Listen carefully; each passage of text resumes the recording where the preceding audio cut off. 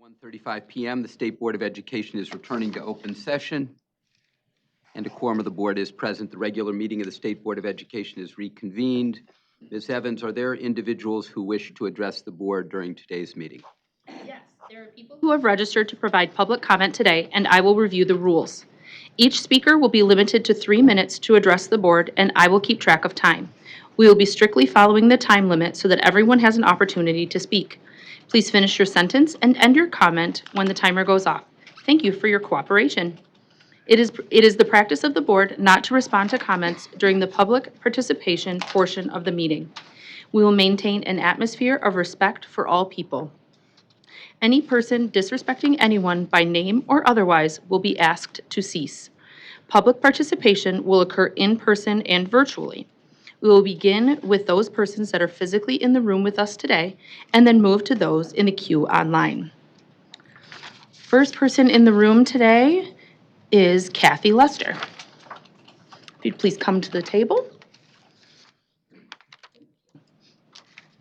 And whenever you're ready to begin, you may start your 3 minutes.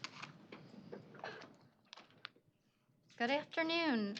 I'm Kathy Lester, and I'm co-advocacy chair for the Michigan Association of School Librarians. Governor Whitmer proclaimed April 2025 as School Library Month in Michigan. Just a few points that are in the proclamation include school libraries staffed by certified school librarians are integral to improving student achievement.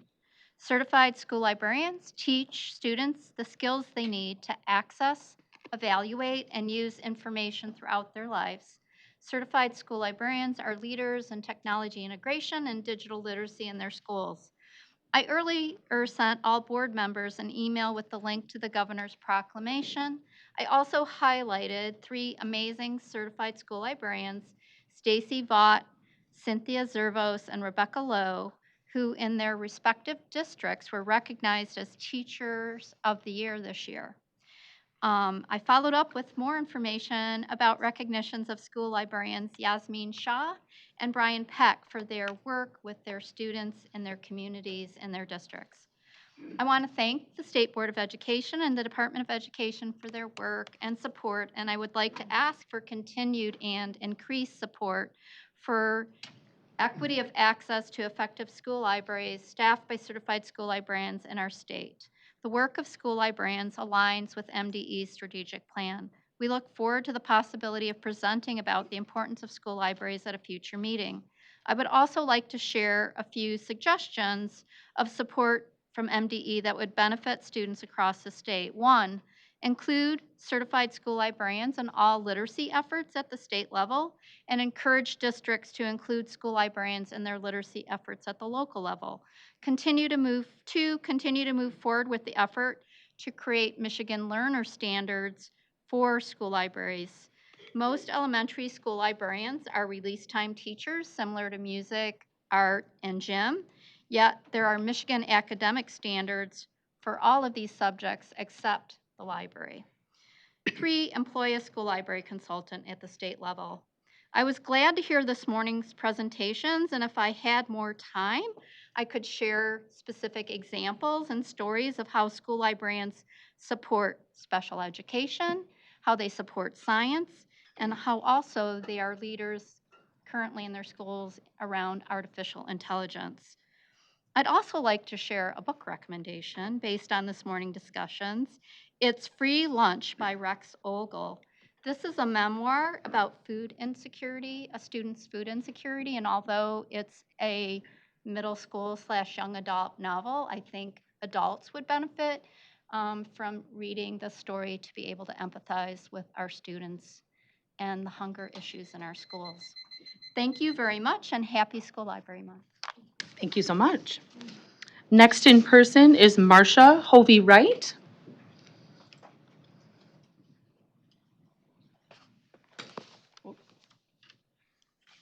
Thank you so much. Once you're seated, you may begin. Do you have something to pass out?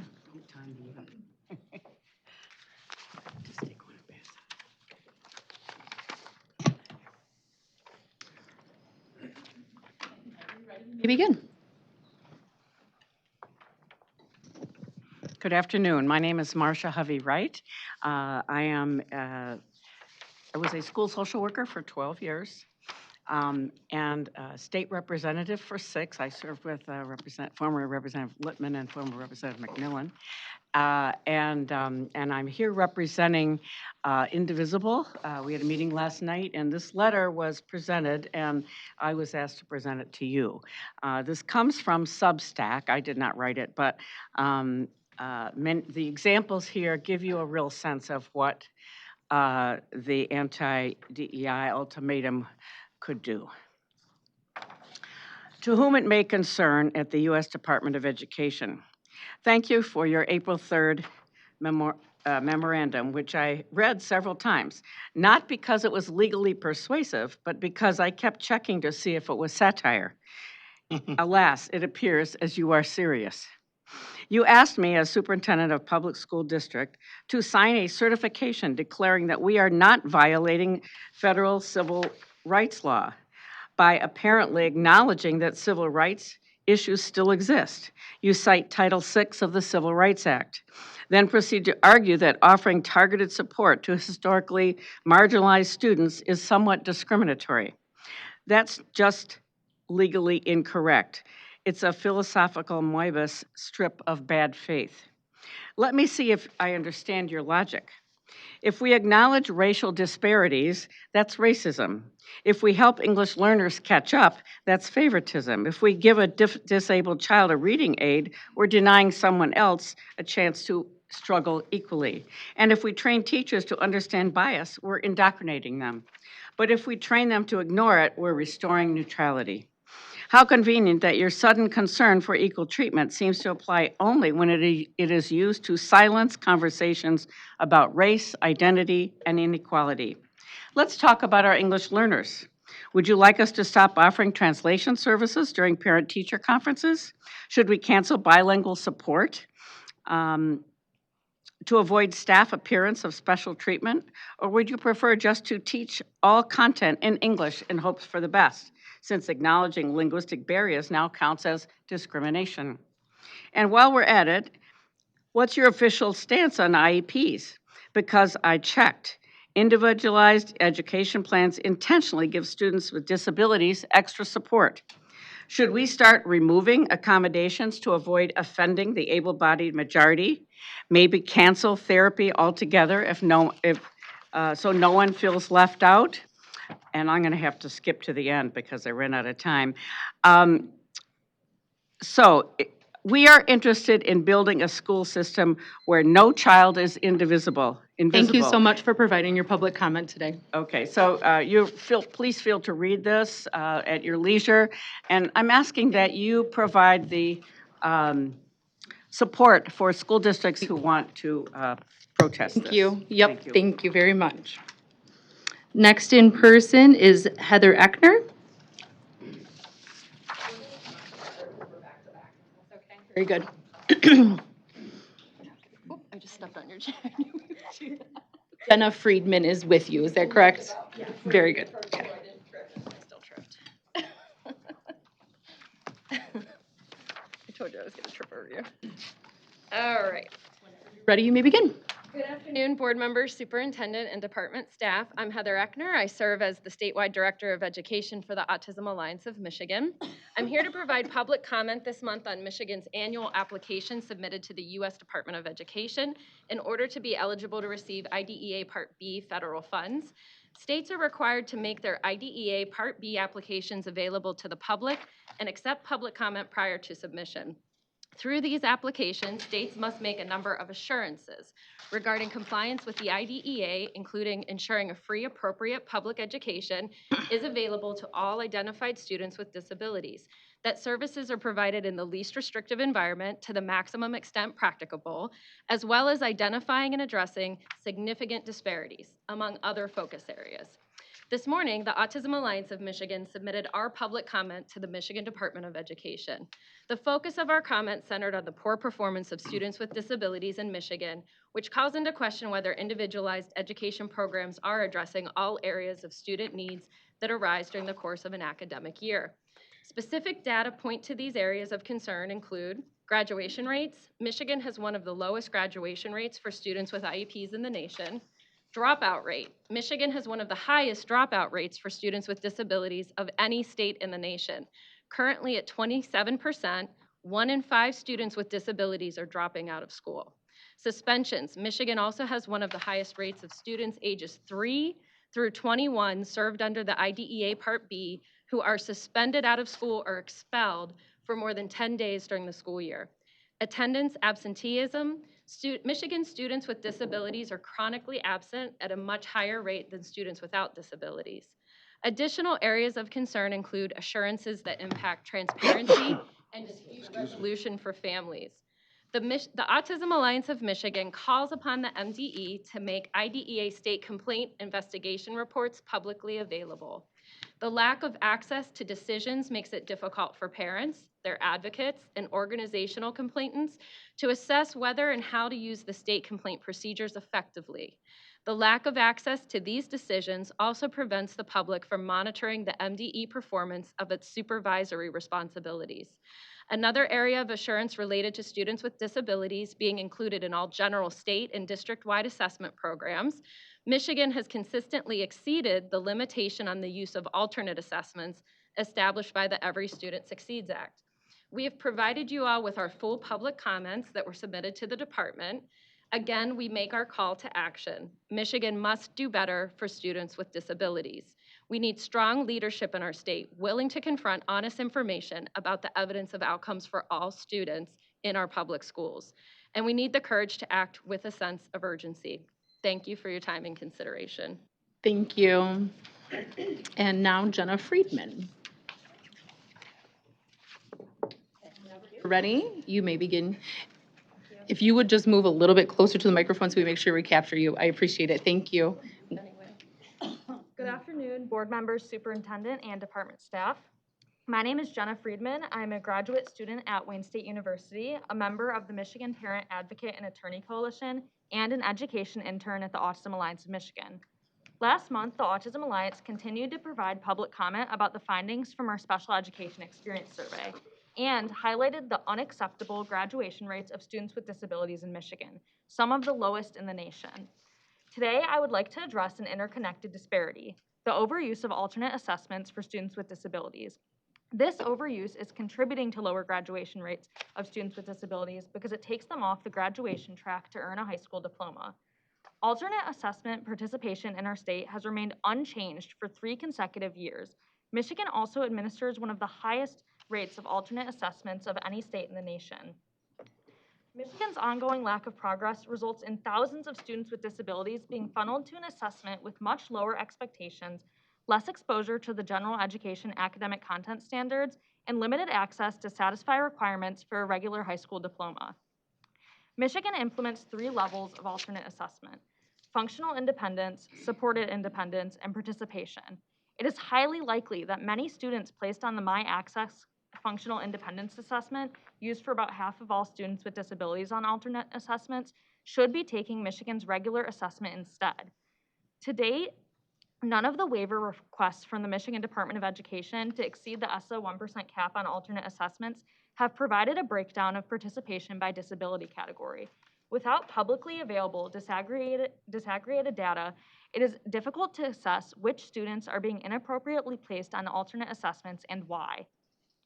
It is also critical that MDE step up its activities aimed at parents.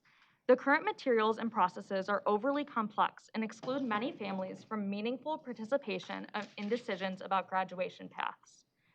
This is not our first call to action. The Autism Alliance submitted a blueprint for alternate assessment cap compliance, which is attached, to the department in November 2024 and followed with public comment on the state's waiver request in December, which outlines steps the State Department can take to address this issue. We call upon the Michigan Department of Education to listen to the voices of lived experience. We urge the department to act with urgency to move students who have been inappropriately placed on alternate assessments back onto the regular assessment track by addressing the issues that allow these pattern inequities to persist. Thank you for your time and consideration. Thank you so much. Last person in the room today is Vanessa Kiesler.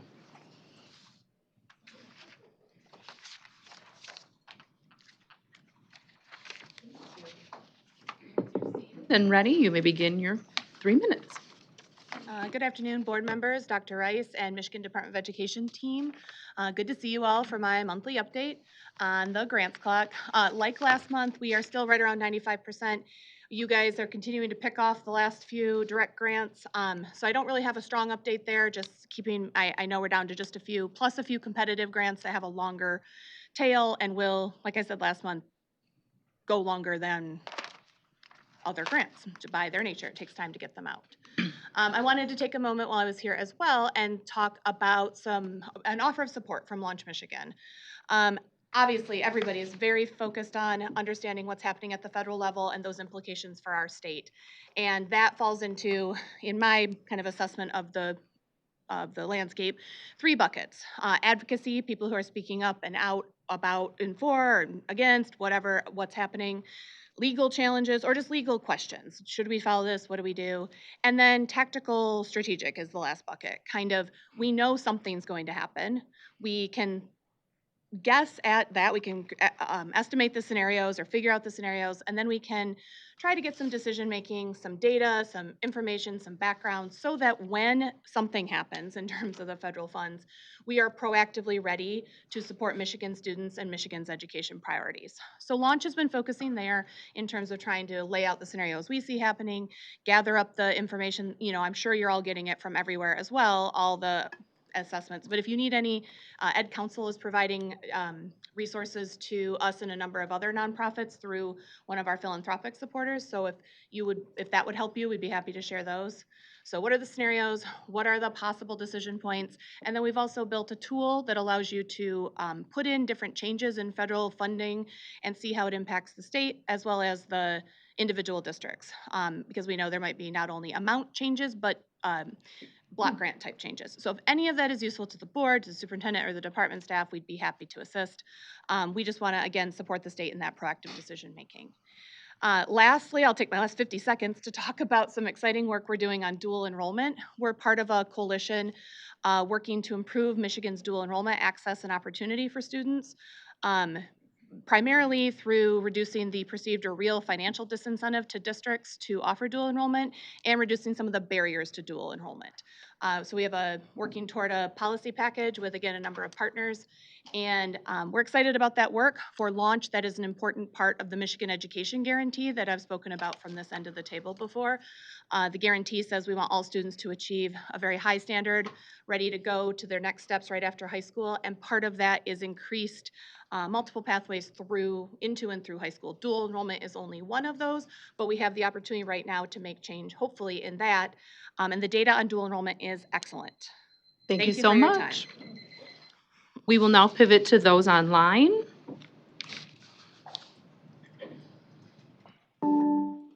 Hello, caller, can you hear me?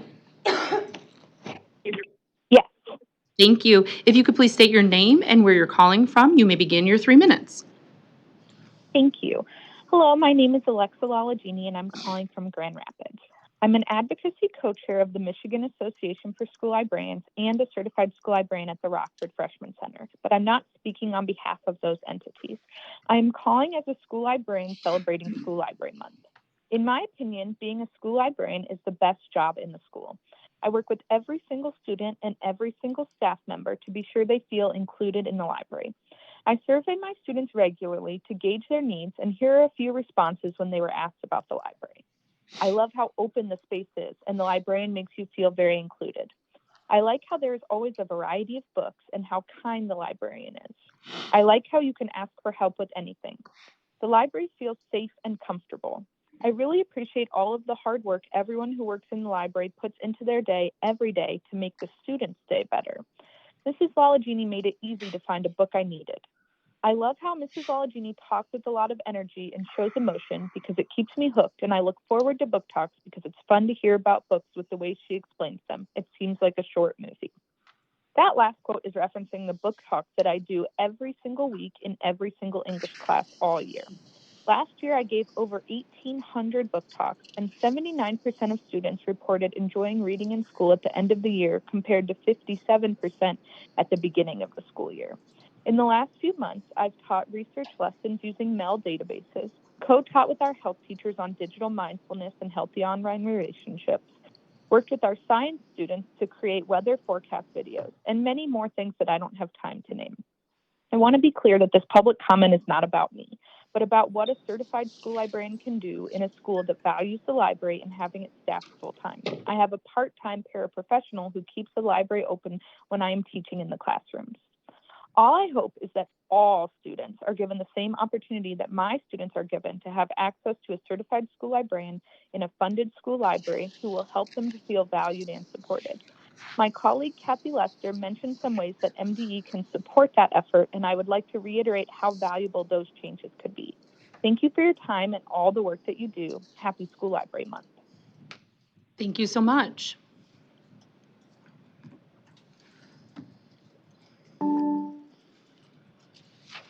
Hello, caller, can you hear me? Hi. Are you there, caller?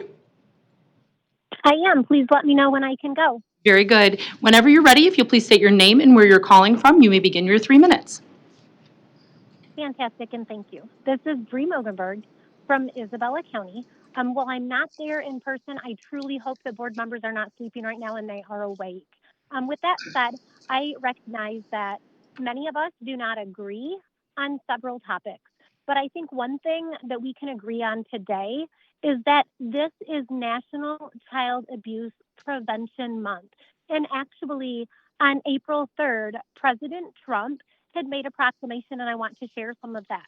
Quote, "This National Child Abuse Prevention Month, we commit to empowering every child in America to lead a fulfilling life of dignity and love. And we pledge to bring every abuser, predator, and evildoer who threatens the health and safety of our children to swift justice." He goes on to say that he calls every American to take steps to prevent child abuse and neglect before it occurs. Sadly, one of the most prevalent forms of child abuse facing our country today is the sinister threat of gender ideology. Proponents of gender ideology movement are outrageously indoctrinating our children with the devastating lie that they are trapped in the wrong body, and that the only way they can truly be happy is to alter their sex with hormone therapy, puberty blockers, and sexual mutilation surgery. Now, I bring this to you today with a request. The NEA LGBTQ caucus still offers a badge for teachers. It's called the I'm Here badge. It's a safe place for safe people. And with that badge, you can navigate through it to a section that's called Gender Identity and Sexual Orientation. In this, you can learn how to buy tests. You can learn where to get referrals for transition-related surgery and post-op surgery care for transitioning. This is a badge with a QR code that children can scan in schools. I request to you today that this badge is banned and that you make a statement as the State Board of Education that does not allow nor encourage this badge to be in any school in the state of Michigan. This badge goes on to offer DIY sex toys. It goes on to talk about anal play and vaginal play and ways that you can use a brush and how you should clean a brush afterwards if you use it for a penetration device. This is not safe. This is child abuse. And none of this has gone through the Sex Advisory Board. Please consider this a serious inquiry. And again, I'm asking you to ban this badge from all schools in the state of Michigan. Again, it is National Child Abuse Prevention Month, and I appreciate the time and the concern and the ability of you to listen. Thank you so much. Have a great afternoon. Thank you, caller. Hello, caller, can you hear me?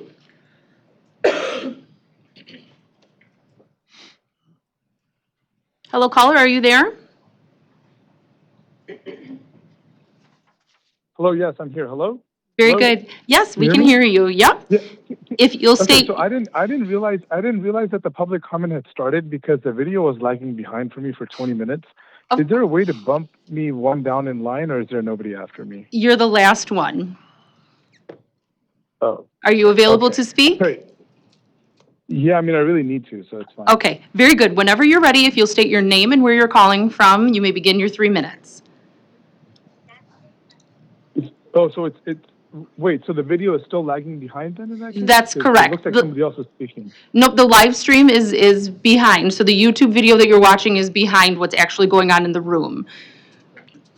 Oh, no, okay. Okay. I didn't realize that. Okay, yes, sure. Okay, so when you ever, state your name and where you're calling from, and you may begin your 3 minutes. Okay. Okay.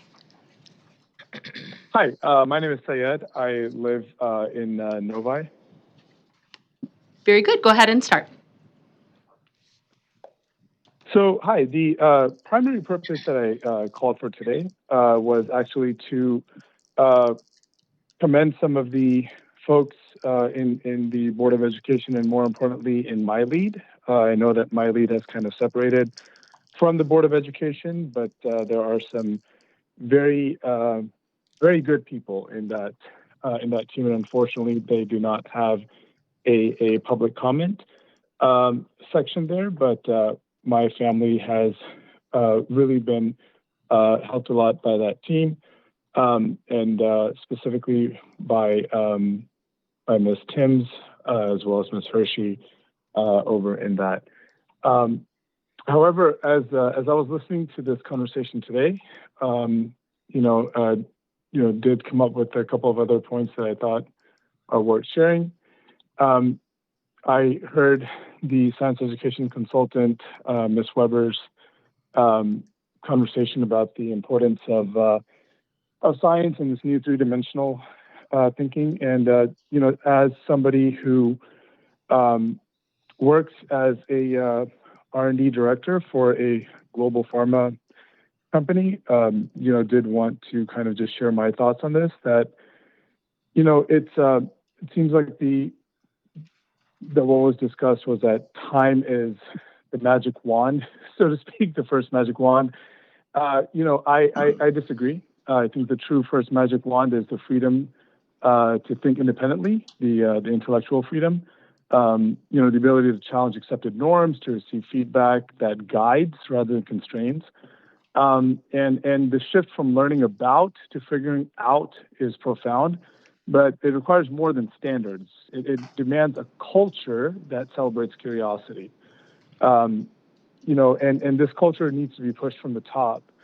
Educators, definitely going back to the chair's earlier comment about, which hinted towards lack of resources, definitely agree. Educators need to be paid well. The budget for the State Department of Education, especially in the times that we're dealing with right now, definitely very important. If you guys were to go and challenge Proposal A and get, property tax capping, all properties uncapped, I'd be the first to vote in favor of that. I do suspect that the board probably wouldn't do that because, there's probably a lot of people on the board itself who, benefit from that as well, right? But aside from all of that, the most important is that when you have a child who challenges, who thinks, who critically thinks for themselves, that culture should be promoted. Thank you so much for your public comment today. Thank you so much. Are there any other persons who have pre-registered for public comment today? Those are all the callers for today. Very good. This concludes public comment. Thank you, Ms. Evans. Board, it's 2:03. If I could have a motion to approve the minutes of the regular and committee of the whole meeting of March 11th, 2025. Senator Bullock moves. Do I have a second? Ms. Lipton seconds. Is there any discussion? Hearing none. If we could have a roll call vote, please. Bullock? Yes. Lipton? Yes. McMillan? Yes. Pritchett? Yes. Pugh? Yes. Robinson? Yes. Snyder? I'm sorry? Pass, thank you. And Tilly? Yes. Motion carries. Thank you very much. Board, may I please have a motion to approve the minutes of the Legislative Committee meeting of April 3rd, 2025? Thank you, Dr. Pritchett. Do I have a second associated therewith? Thank you, Ms. Lipton. Any discussion? Hearing none. If we could have a roll call vote, please. Bullock? Yes. Lipton? Yes. McMillan? Yes. Pritchett? Yes. Pugh? Yes. Robinson? Yes. Snyder? And Tilly? Yes. Motion carries. Thank you very much, Board. We are sitting at 2:04, and the next item on today's agenda is a presentation on the final report of the Michigan Statewide School Facilities study. This study was made possible in the fiscal year 23 budget through Section 11Y of the State School Aid Act. We welcome our presenters, Dr. Diane Golzinski, backed by popular demand, Deputy Superintendent of the Division of Business, Health, and Library Services, and Mr. Stephen Ezekian, Executive Director of the School Finance Research Foundation. This is an informational presentation. No board action is required. However, we are in an educational setting, board, and that may mean a pop quiz. Presenters, welcome. Thank you, Dr. Rice, and thank you, Board, for allowing us the opportunity to share with you the results of the study, the infrastructure study. You may have seen the news about the results, and Steve is here to give you additional data. A couple of things to remember: that this study was about school buildings, which is traditional LEAs and not necessarily public school academies. And it involves the infrastructure of the buildings and not hardening of the buildings, if you will. So we're not talking ways to keep the building safer from outside threats, but more of environmental style infrastructure. Thank you very much, Diane. Thank you for having me today. In compliance with Section 11Y, a 336-page report was delivered to the State Budget Director, House and Senate Appropriations Subcommittees for State Aid, House and Senate Fiscal Committees, and to this office, to Dr. Rice, on March 19th, 2025. The genesis of this work really started back in 2017. Both Dr. Rice and I served on an organization called the School Finance Research Committee that did the state's first financial adequacy study that told us what it costs to educate students in the state of Michigan. That study was issued in 2018. It's kind of become the benchmark for school funding in Michigan since. It was updated in 2021, but what it did not include was information on what it costs to transport kids, food service costs, as well as capital costs. In 2022, the legislature enacted 11Y to start answering the question about capital costs. Thank you for doing that.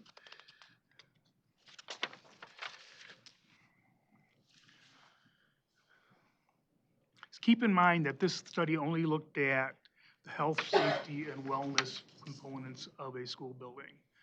I can't remember the exact number, but I think it's almost 300 buildings that we looked at. Of the 2,500 buildings are older than 75 years old. So I went to the elementary school in the 1960s. That building's still standing. How that building was configured is different than how a building built today would be configured. That was not accounted for in this study. They're just looking at what was there at the time they did the study, okay?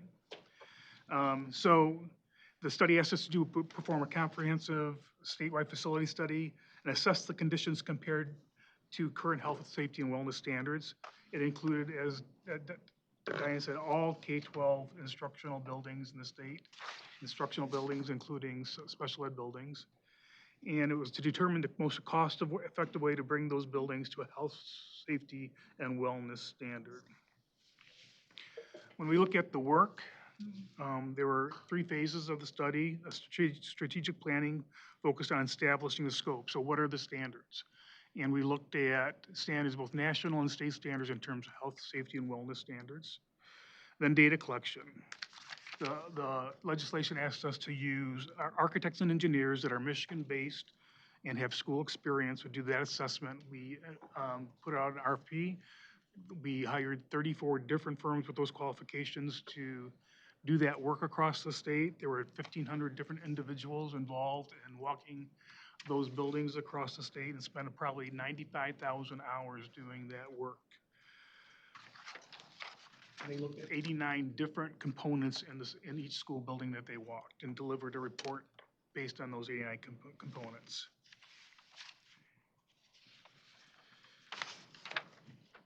Um, 93% of the schools in the state participated in the study. We assessed 243 million square feet of building space and did that over an 18-month period. Okay. When we look at the results, it's a big number.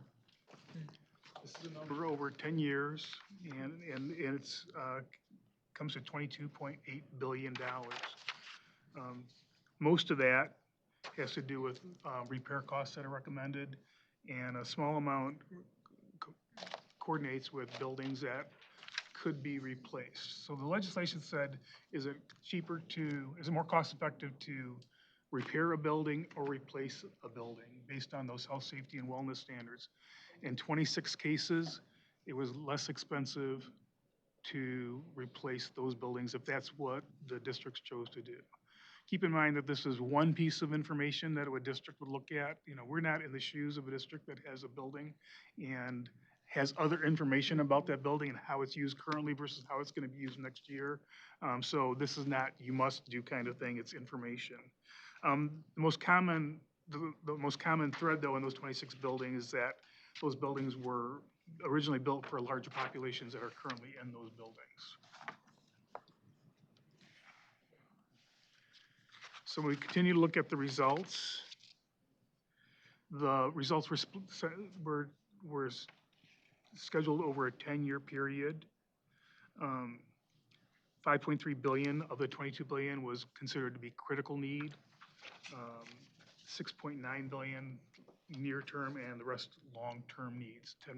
Almost half of it were considered long-term needs, meaning that 7 to 9 years they would need to be addressed. When we look at also the results in the different components that we looked at, there's HVAC, roofing, electrical, exterior closures, interior construction, fire protection, plumbing, site improvement, and superstructure, which means things like stairwells and things like that.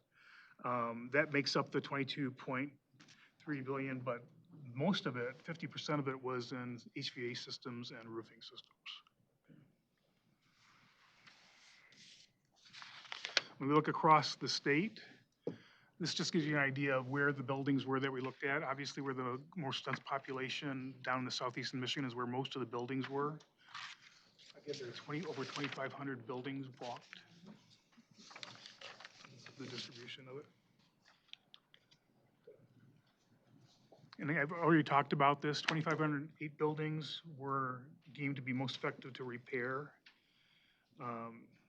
And 26 buildings were more cost-effective to replace. Keep in mind, this is only looking at those standards under health, safety, and wellness. Did not look at aesthetic things. It did not look at athletic fields. It did not look at parking lots, administrative buildings, transportation buildings, any non-instructional buildings.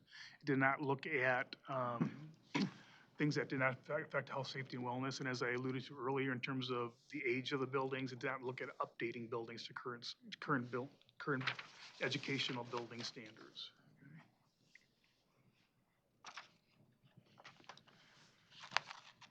The SFRF is also engaged in a project that was started by the legislature in Section 11AA called an energy audit.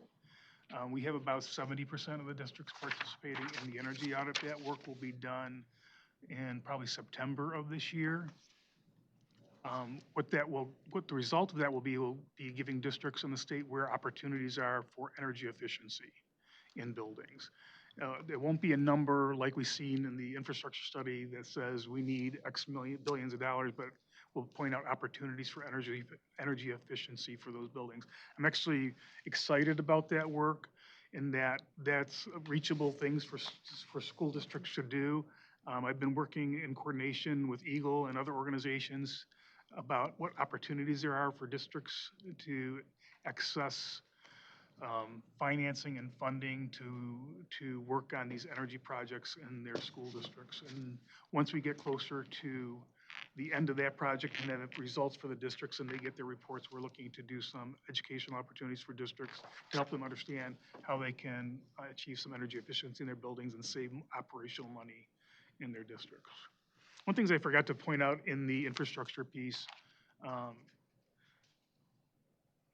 districts have been doing a good job of keeping their buildings operational. So this is not a report on things that are bad in buildings. There are things that need to happen. And districts have spent their operational money to patch rather than in place for a number of years. And this eventually ends up being an increased operational cost for them because they're spending money on the patching rather than the replacing. I've talked about this already, so really just ending with, if there are any questions from the board, any comments from the board that they'd like me to address. Thank you very much. That was a rapid-fire tour of a $20+ billion challenge. And 336 pages. Yeah. In the state. Yeah, you know, I have to tell you, you covered 33 pages a minute. That's impressive. Ms. Tilley. I just want to say thank you for this. I think I was one of the board members that wanted this to happen. We talked about this a while ago, several years ago, I think. And it's very timely now with the funding that is potentially lost, the $40 million for infrastructure improvements, to know that we actually need $22.8 billion to improve infrastructure in this state.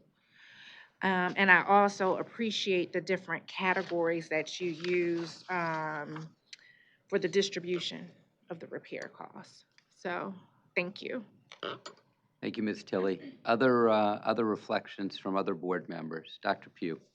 See, I agree, this is a very timely report, and it's timely that you're here today as we announce, and we'll talk about a little bit later, today is Healthy Schools Day, couched in Healthy Children's Month. Just thoughts, you know, you talk about the roof and you talk about the ventilation. I don't know if you all noted, or if any of the engineer or anyone who is doing the work or assessments noticed any like mold or anything like that. Were there any? If that was due to faulty ventilation systems, they would have noted it, yes. Okay, and can we get any of that information? I don't know if they have that at that granular level, because the category they looked at were ventilation systems. I don't know if they would have noted it, that they observed things, but I will follow up on that and let you know. Thank you. I'm thinking lead should be out of buildings, out of at least the paint in the buildings. I believe if they knew that there were lead and asbestos in buildings, if that was included as part of the repairs that were needed. And I'm just going to ask the question. These are thoughts in my head, because a person like myself, we think about the cumulative impact, but the siting of buildings, like where buildings are sited, what they're sited next to, ambient air quality out. That was not included in this. Okay. And anything on abandoned, well, let me say it like this, buildings that are owned by schools but are not occupied. Part of the requirements for the school building to be in use was that it was currently in use as a K-12 instructional building. Okay. And you probably said that before. And it's good to hear about the efficiency. Would love to hear even moving a step farther around solar, renewable energy for the buildings. So part of the energy audit is assessing whether they have any solar readiness available. So roofing and other property around the building, if it's can be converted to solar use. Good. So we'll have the buses and the buildings. That would be great. And I think Board Member Tilley talked about the timing of this report coming out at a time when we're trying to finish some of these buildings and dollars are obligated to address some of these issues, and those dollars are being snatched up. Any thoughts on the locations where you saw the most need? Is there any correlation where you saw most need? So every building that we walked, in every district that we walked in, had some level of need. And the distribution was pretty uniform across the state, although we did see in some of the more rural areas a little bit more need. Keep in mind that our focus was on how the current building is currently used. If it's a totally different question to say, what does a building look like in a urban setting versus a building what does it look like in the suburban setting in terms of classroom size and other functions that are available in those buildings? That's a different question, unfortunately. That's what I was going to ask. You all didn't look like at a classroom size and the ventilation in that building? So, yeah. So You know, again, the study, because of how the law was written, was restricted Right. to how is the building currently used. Another good example of where you're going at, if a building did not have air conditioning, for example, the study did not say add air conditioning. But if a building had air conditioning and needed to be fixed, it was included. Okay. Did we still have windows that were, Windows were included in the study. were there windows that were sealed shut still? Do we still have That was that? included if they needed to be replaced. Okay, And that'll be a further item that is included in the energy audit. okay, Because a window may be functional and doing its job, but at the same time might save you energy if you changed it, right? right. I mean, and energy efficiency used to be to just shut the door, shut the window and don't open it ever up again. And you have a pandemic, then that's not good. But this is really good, and thank you for answering the questions. Look forward to seeing more and being addressed, and we have the resources to do that. Thank you, Dr. Pugh. Other board members? Other board members, reflection. So, props to you and the superintendents and the business officials who drove this over the last couple of years. It's been a long haul.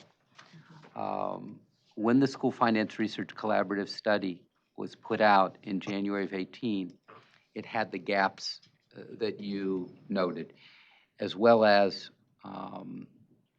high concentrations of poverty in school districts. With respect to capital, you've identified a need in excess of $20 billion. What's clear is that Michigan Michigan as a state is late to the table among states in the country in understanding that they need, as a matter of adequacy and equity, to help address buildings. They can't solely address a $20 billion challenge, but they can help address that $20 billion challenge. Has there been a reflection of the members of the foundation about what the mix of that ought to be? Yeah, so I'll be careful in answering that because we're responding to the legislation in our Fine. report, but we did include in our report some information about what other states are doing. 17 other states have done similar studies than what this study did, and we highlighted what's going on in 4 different states in terms of how they're handling the statewide participation in school infrastructure. I believe it was California, Ohio, Colorado, and possibly Arizona were the 4 states that are in the report. And in each of those cases, the state has some standards that they look at and do some inspection, and they also have what Dr. Rice alluded to, their participation in making sure that the schools meet certain standards in terms of capital and infrastructure. So I'm going to be solicitous of my board members because, I work for them and not the other way around. So I'm going to call on a second bite from Ms. Tilley, but I do have a couple more questions to ask of you. Ms. Tilley? I just wanted to quickly expound upon what Dr. Pugh said, and I'm glad you asked that question. The fact that some of the schools still don't have air conditioning, that is something that's very needed. And as we advocate for funding for buildings, we need to also make sure that we're advocating in that area, that not only are modifications happening or repairs happening, but modifications are happening to add those air conditioners, because it's very important for students who have asthma and other breathing issues. Thank you. Thank you, Ms. Tilley. Other board members? Ms. Lipton? My recollection, when I looked into this, is that Michigan, I think, might be the only state that does not have, well, this was maybe not currently, but let's say up until 2014, 2016, I think Michigan was the only state that didn't have any state level categorical for infrastructure improvement. I'm not aware of that. I couldn't speak factually to that. But certainly, what I do know is that we do have a county level mechanism in terms of county millages for certain things. So county millages are either for special ed, career technical education, or a county can level of what's called enhancement millage. That would be for general operations. None of those are geared towards capital improvement. There's nothing that would stop the enhancement millage for being used for that, but it's not. The only funding that's available to school districts right now for capital improvements is for them to go to their voters and ask for approval of a bond. And Okay. that their ability to raise money for a bond is based on what their property values are. Which would vary based on location in the state. Okay, thank you. A bond, a sinking fund, using your own general fund resources, which tugs at the classroom. But they tend to be local. The exception to that is that ERISA can ask for funding for its own building, but not for the local school district's building. That's correct. Yeah. Okay. Any other questions of board members? I'm watching, I'm panning, watching, I'm deferring. I'm going back to you, Mr. Ezekian. I got a question. Please, Wasn't there, I don't have time to look it up, but wasn't there, Detroit Public Schools had like $1 billion bond that they passed, but there was a lot of scandal on how it was spent. Wasn't that maybe 10 years ago or something like that? It was a lot of what you saw in Detroit, that, where the infrastructure needs to be built. Can't speak to anything about a scandal, but I will say that what we saw in Detroit was not different than what we saw in some other districts. Okay, it wasn't improved, because I remember there was like $1 billion infrastructure bond, but I think maybe none of it went to actual infrastructure or something like that. But okay, thank you. Like emergency management. I was about to say, but was that under the Emergency managers. state? Yeah, that I was. don't know, it was passed by the public, I don't know. I think that might have been a state imposition, not this state, but yeah. Thank you, Mr. McMillan. Any other questions by board members? Panning, deferring. Slide 8, if we could.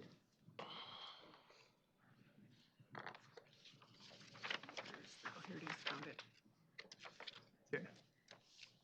So that's a bar chart, and that shows the shares of projects, big buckets of projects associated with that $22.8 billion. And a third of that is in HVAC. I just want to underscore that. You went through the slide, but I think that's a really important thing to reflect upon. You've had 2 board members have underscored this in different ways, asking about windows and ventilation, asking about air conditioning. Some of us have had the joy, the privilege of teaching or being students in schools that are 75, 78, 80, 85, 88 degrees. And it is well-nigh stifling in them. Now, we have a reputation of having, pretty nice, certainly pretty nice summers, and relatively nice springs and falls too. But it can get really hot in a building with old air exchange and air handler systems. So not the frequent returns that you get with the new systems, not the air conditioning that you get. And what you said was that I thought I heard you say, was that $7.5 billion doesn't include taking HV, heating and ventilation, to HVAC. Did I hear that correctly? That's correct. If it's not there, it's not included. Right. Okay. So I don't want people to hear that as that's $7 billion for putting in air conditioning where there was none. If there is, it gets replaced. If not, it is the heat that gets replaced, and the only change would be an updated system with more current, with more current air exchange, more frequent air exchange. Did I get that right? That's right, and that's a very important point. Okay, all right. I just wanted to make sure, because in that regard, the number is in fact understated. I just want to be clear. I am not picking at a 300-page report, okay? It's a strong report. It has a lot of merit to it. But people sometimes look at reports like this and they say, well, that number is inflated. What I'm here to tell you is, in fact, that number is in some ways deflated. Yep. Okay, all right. Can I add to that? Please. It only includes 93% of the buildings. Some districts do not participate in the study, so that's another underreporting piece. And Okay. But if I could, I think it's extraordinary that you got 93% participation rate. Yeah. It's hard to get 93% participation for anything. So props to you for getting it A lot of phone calls. in this study. I can imagine. Indiana is a state that for years and may still have a state contribution. And that state contribution was in terms of mills. So it generated different in different communities. In some ways, according to the capability of the local community. Some communities will argue, have argued, based on their not putting together a millage for consideration by their citizenry, or for not having passed it. They'll say they don't have the requisite tax base to pass a millage. Sometimes that's accurate. Sometimes it's a function of who's a board member, who's a strong community member, who's a superintendent to get it passed. I would welcome the opportunity to meet with the foundation board and to talk more about this. I will say that this is one of many reasons why, to rectify the underfunding of public education in the state, we need a statewide referendum on public education funding.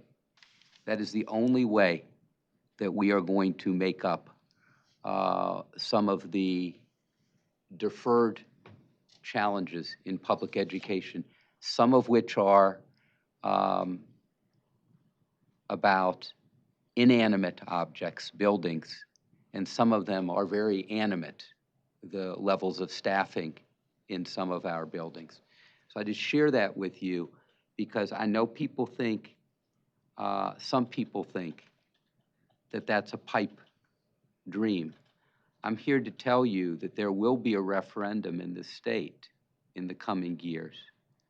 And I hope that the good people of Michigan reflect carefully on the needs of their districts, schools, children, buildings, and that they vote in favor for that referendum. I want to thank you for your presentation. I appreciate it. Steve Ezekian, you've always been a class act. Thank you for coming today. Give my best to your superintendents. I'm sorry that we weren't able to accommodate them in their schedule. Look forward to speaking with them soon. Thank you. Madam Board President, at 2:33, it's to you. Oh, boy, and I have a little to say. Okay.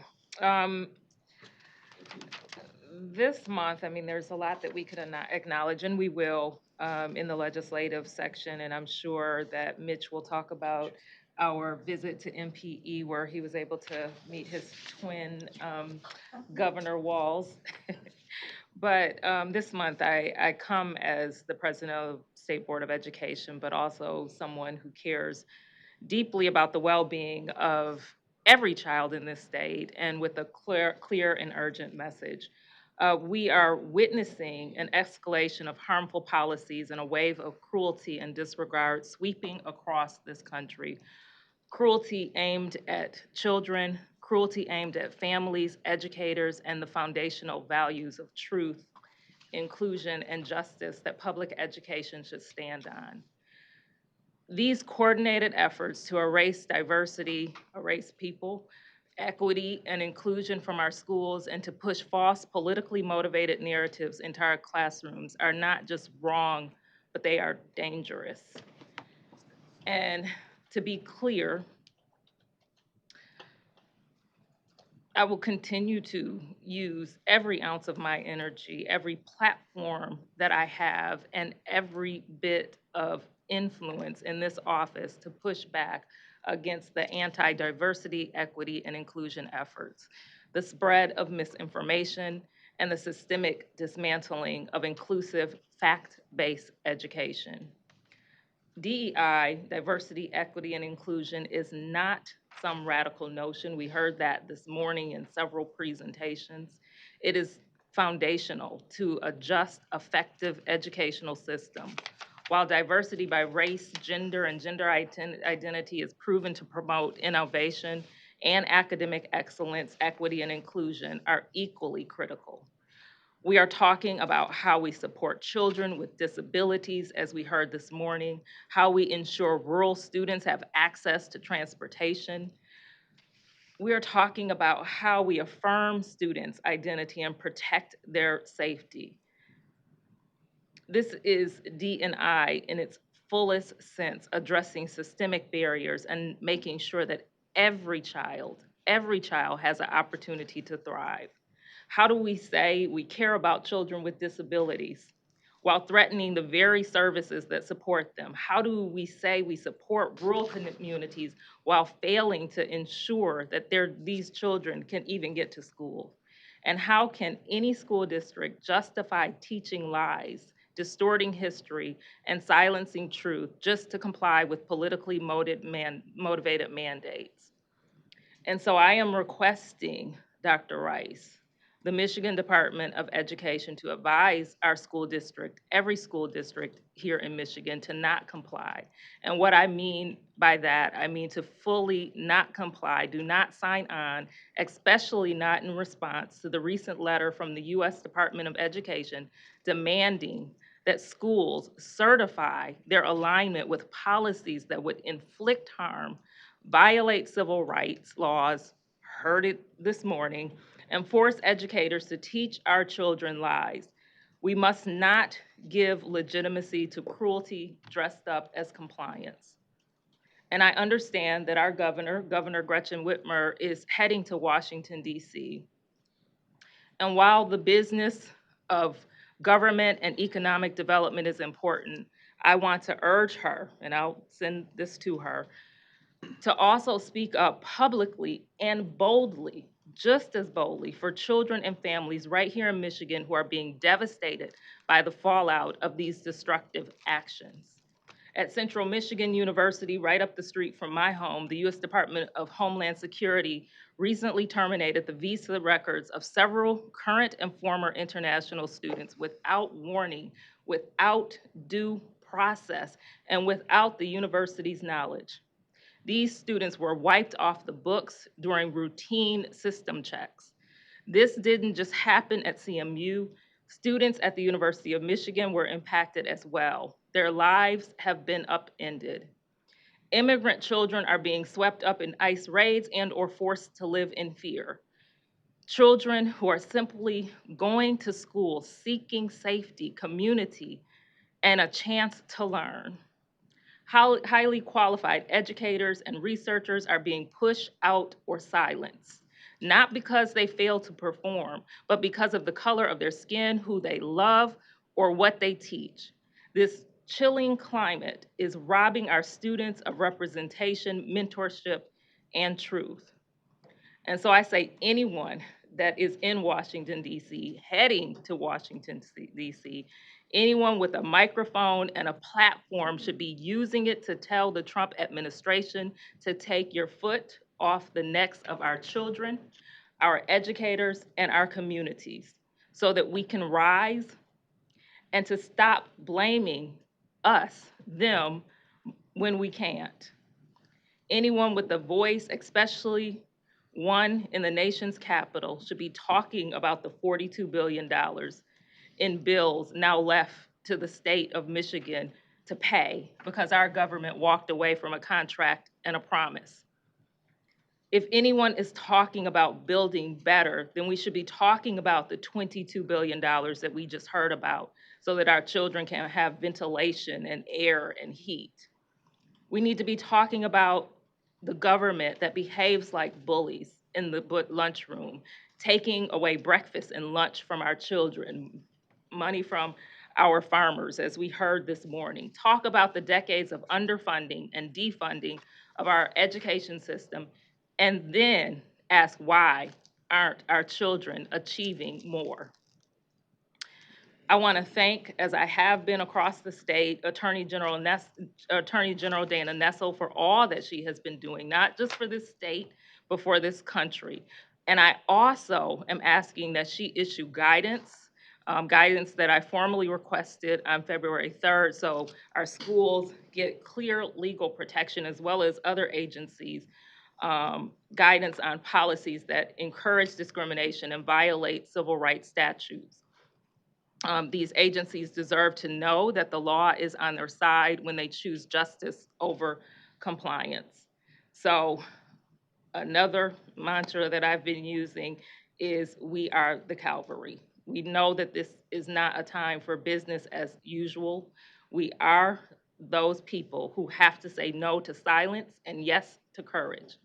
It is us who must lead the efforts of refusing to sign on to cruelty, those who do not comply with mandates that harm children or violate their civil rights. We must speak truth in every courtroom, legislative chamber, every boardroom, every classroom, every pulpit, newsroom, every media platform, and in every community that we touch. It is up to us to protect every child, every teacher, every truth teller in this state. It must be us who remembers that justice does not roll in on its own. We must push it forward. This is not a policy fight. This is a fight for our children's dignity and for every soul of public education and for our country. Thank you. Thank you, Dr. Pugh. That was a lot. Yes, it was. Did I meet my timeline? That was quite a bit. The board president does not have a timeline. Okay. So I'm going to pass on my state superintendent report in the interest of time. And I'm going to move to the part of each board meeting that I liked the most. And that's the presentation by the Michigan Teacher of the Year. We welcome Ms. Kelly Kuzmano, 2024-2025 Michigan Teacher of the Year, an English Language Arts teacher at Rochester High School and Rochester Public Schools, and Ms. Christina Dennis, the Region 8 Regional Teacher of the Year, third grade teacher at Onstead Elementary School and Onstead Community Schools. This is an informational presentation board, but these are educators. Pay attention. Thank you. Good afternoon, board. I am so excited to introduce Christina Dennis, who's from Onstead and is the Region 8 Teacher of the Year.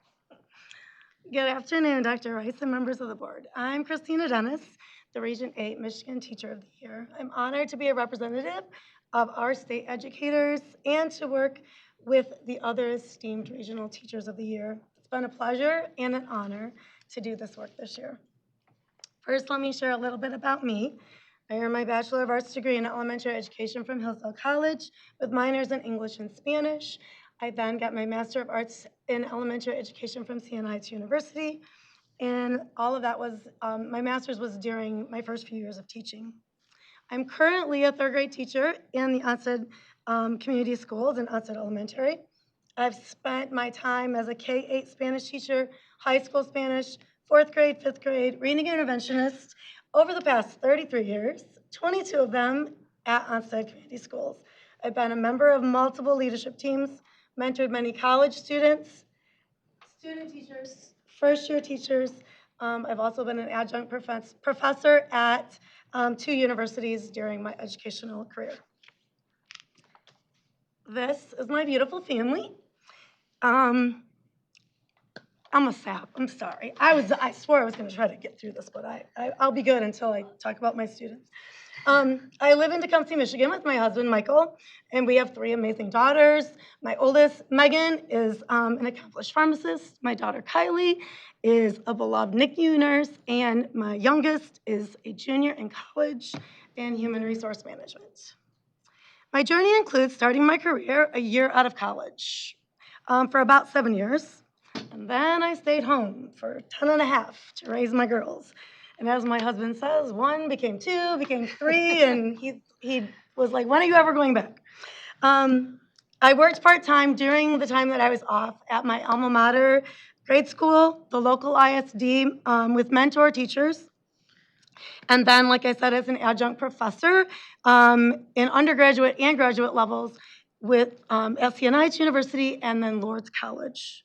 When my youngest was in first grade, I returned to the profession, and I was blessed to land a job back in my original district of Onstead. So I find that that's just ironic how that all worked out. Today I come before you to speak about a topic that is at the forefront of who I am as a teacher, and a topic that's vital to our mission as educators: the importance of building strong relationships with students in the classroom. And talk about irony, like, could I have had a better lead-in today with some of our presentations? Kelly and I were like, this is like the perfect hook as we teach kiddos with writing. I truly love what I do. I love curriculum, creating fun and engaging lessons to hold my students' attention. I love to reflect and revise lessons to make improvements for the betterment of my students. I believe our standards are very important for our students. I also believe that we need to be sure that we're implementing and prioritizing them, and that we're incorporating ways to adapt and revise so that our instruction is at its best for our students. Yet, through all of this work, I believe that none of that work will make a difference if I have not positively made connections and relationships with my students.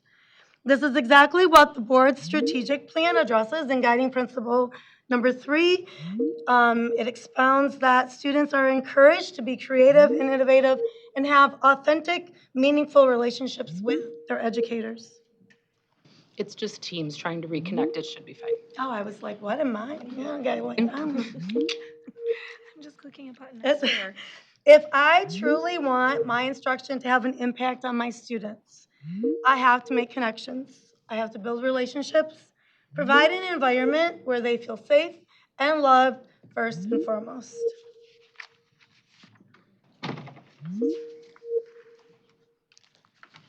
Need to keep it going, or?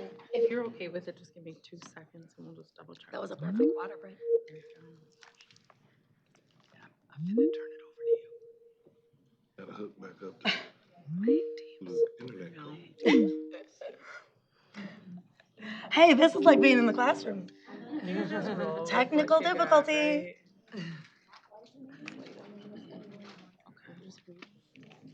Let me see if I can get it. Okay, so we're just going to view. Okay. All right. Oh, so there's no video of me. Darn shucks for all those people that were. Oh, shucks. Can't watch me. I think it was right before that, right? Or do you want to go to the next one? You good? Guiding, is that the one after guiding principles?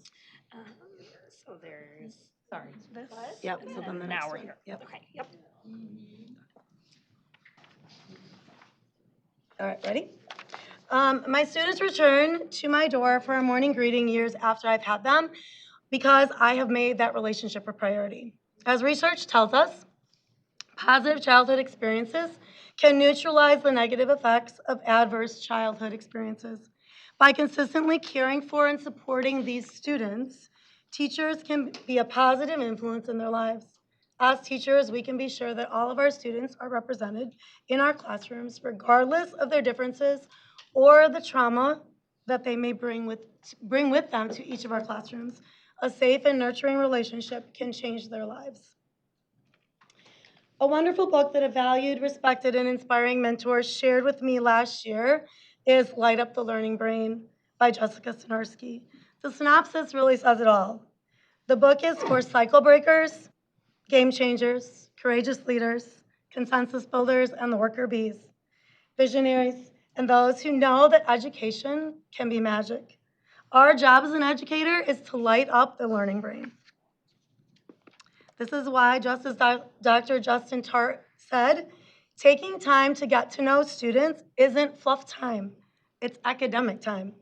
I know many people believe that academics comes first, but I believe to my core that it is important for us to mentor new educators of the importance of building positive relationships so that then the academics can be even more impactful.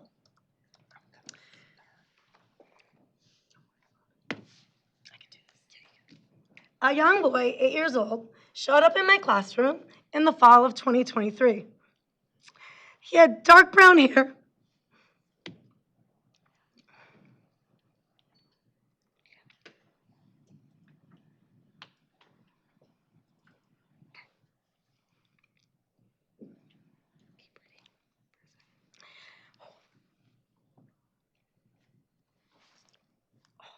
sorry.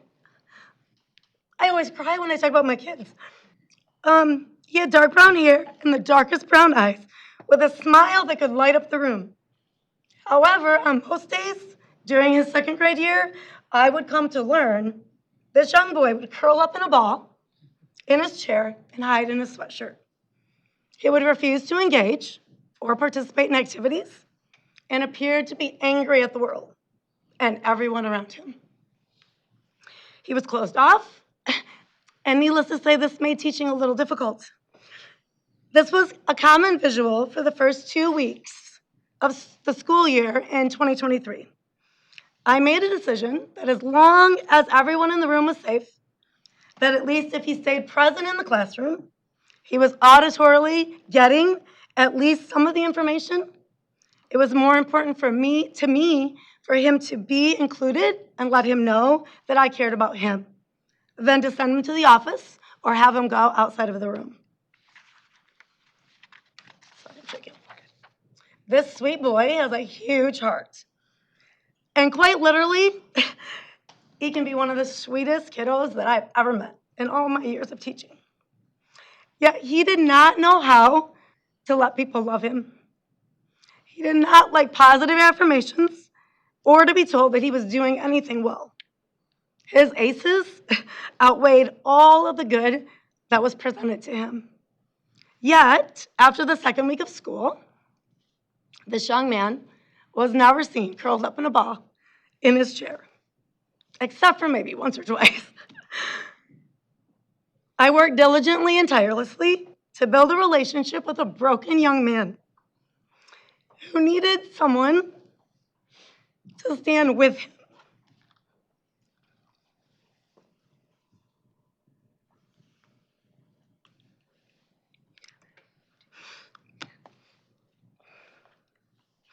I couldn't change the things that had happened to him, but I could give him as many positive moments as possible in the 180 days that I was fortunate enough to have with him. I could neutralize some of those negative thoughts and feelings and hopefully get him to realize he was worthy of the positive things that I was telling him. Was the rest of the year easy? Were there no more outbursts or difficulties or struggles? No way. Not even close, absolutely not. However, this young man became a changed kiddo.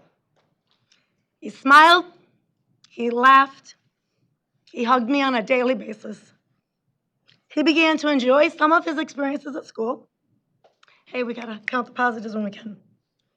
He talked, he shared, he began to start doing some of his work, and his heart began to open to the possibilities of allowing others to care about him. No, it wasn't all of the work that we would have hoped for from him to have completed, but I was just so proud of him and for how far we came considering where we started. I have shed many tears over this young man, and I've lost more hours of sleep than I can begin to count.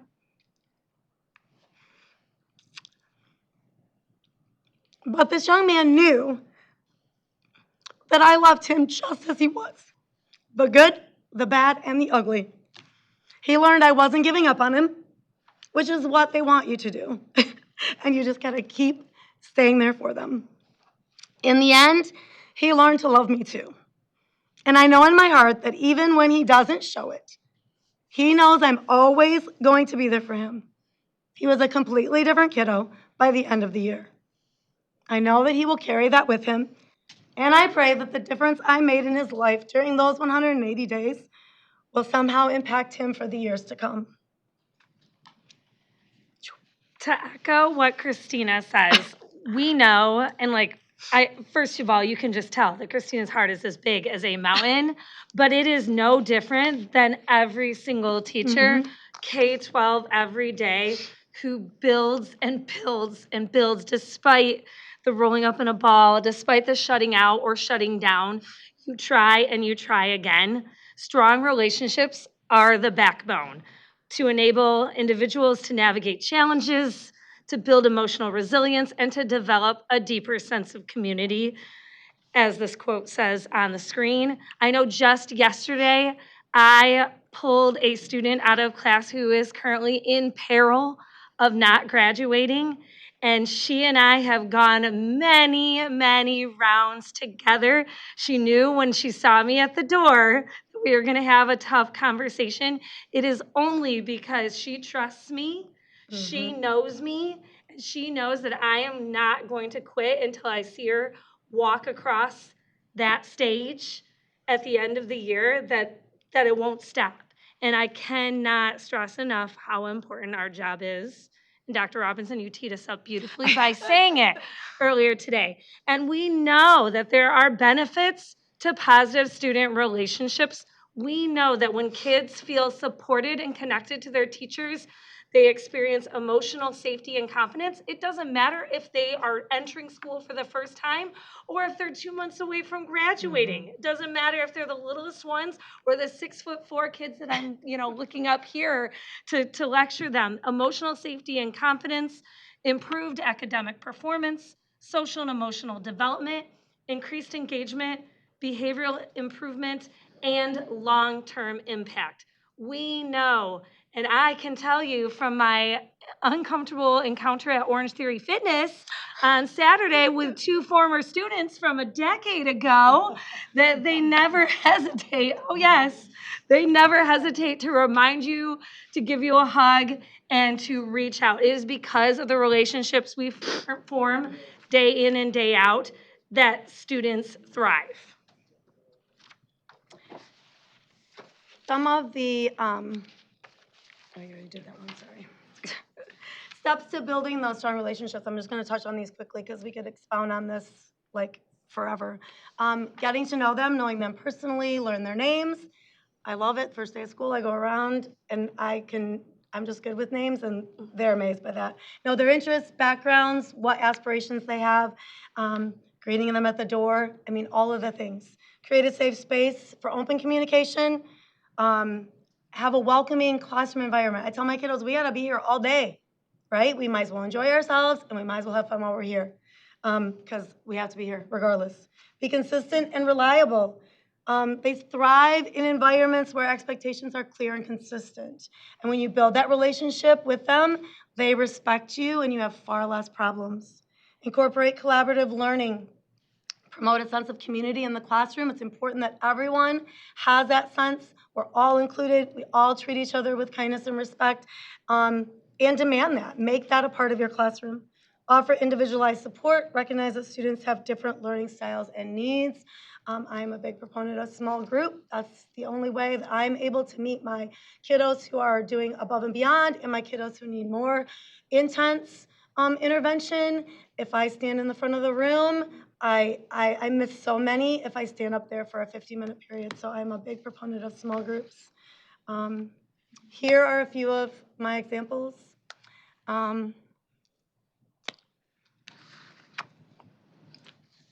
They're there. They're there. That is one of them is my kiddo that I just talked about. And that is a note that I did not know he wrote until I came back in the room at the end of the day and I found it on my board. Would he say those words? No, but that's how you know. You know you've made a difference. In closing, oh, sorry, go ahead. You can do that one. And there's just all kinds of things. Some of them, COVID. I did lots of crazy things in COVID. Sent a flat picture of myself, mailed letters. I delivered Easter baskets to all of my kiddos.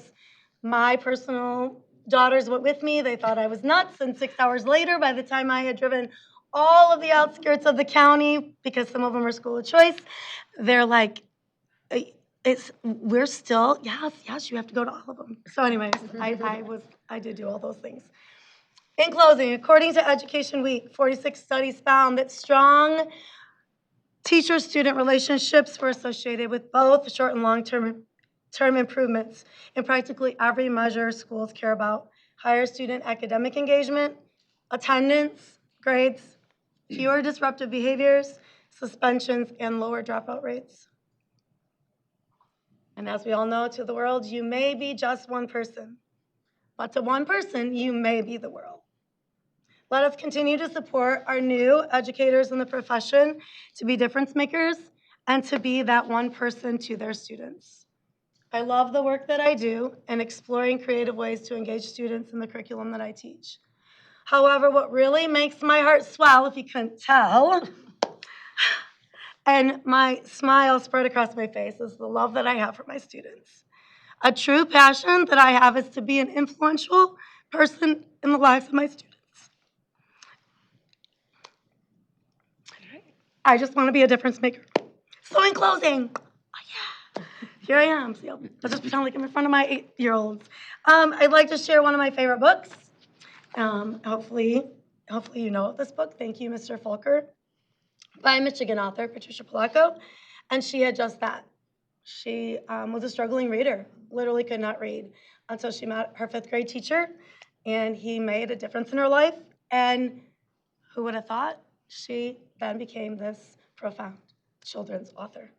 So it's a dream as a teacher to be a difference in the life of a child. Thank you. Sorry.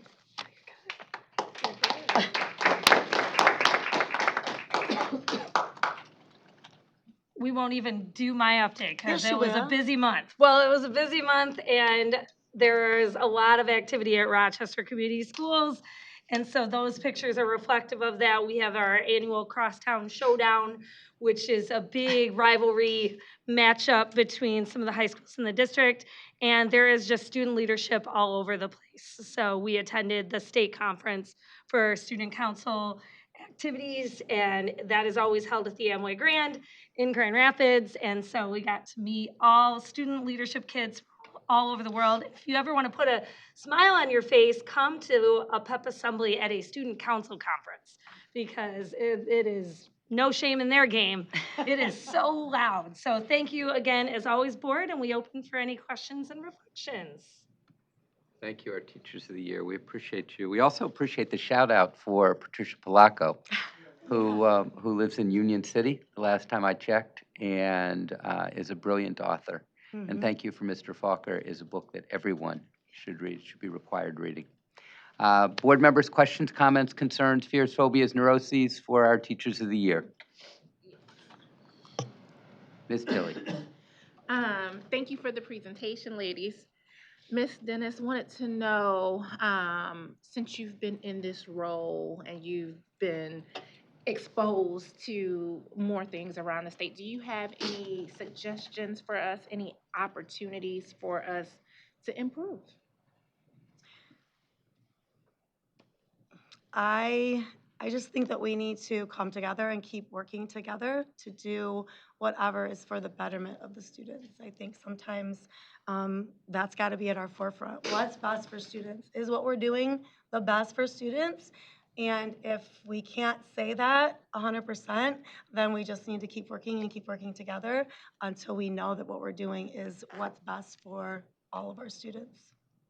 Thank you. Welcome. Thank you, Ms. Tilley. Other board members? I just Dr. Pugh.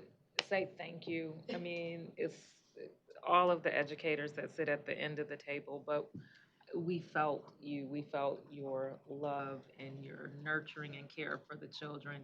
I think even the reporters did too.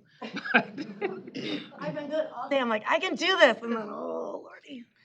It just reminds us of why we have to be resolute in what we do at this table, and why we have to make sure that we provide the cover for you all to educate and protect and nurture our children. So thank you for reminding us of that, and for loving our babies. Yes.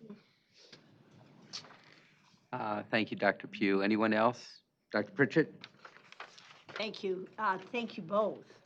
And never apologize for caring too much for your students, ever, because you can't. I appreciate You that. can't ever care I too appreciate much, that. so I thank you cried for at my this. interview as well. And one of the past National Teacher of the Year was like, don't apologize. Like I left there feeling so much better. Because I do. I've cried in IEPs, I've cried in parent-teacher conferences, like I just do. And I guess if that's the worst thing about me is that I care about my students and I'm passionate, then I guess that can be the worst thing about me. Thank you, I appreciate that. And Kelly, Romeo heard about the Rochester rivalry.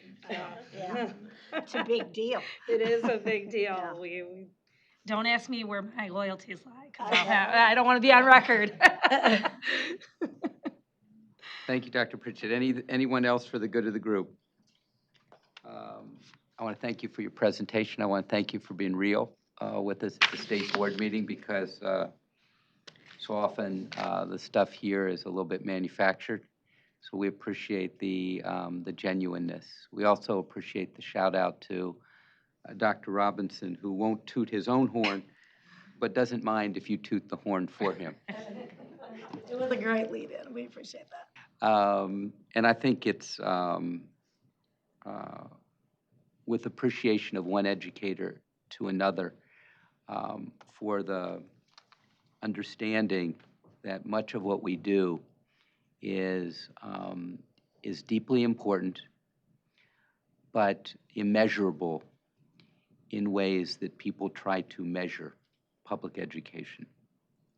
Thank you. Appreciate you. Thank you very much. So, Board, it is 3:06 p.m. The next item on today's agenda is the annual evaluation of the Superintendent of Public Instruction. Dr. Pugh will lead this discussion. And can we get copies? Yeah. Okay. And I think what I'm going to do is just open up with the resolution and then have the conversation. Of course. And you're getting a copy of a resolution, and I will read it. It's the Superintendent's Annual Evaluation Resolution, State Board of Education meeting Tuesday, April 8th, 2025. Whereas the State Board of and I move that I move this resolution.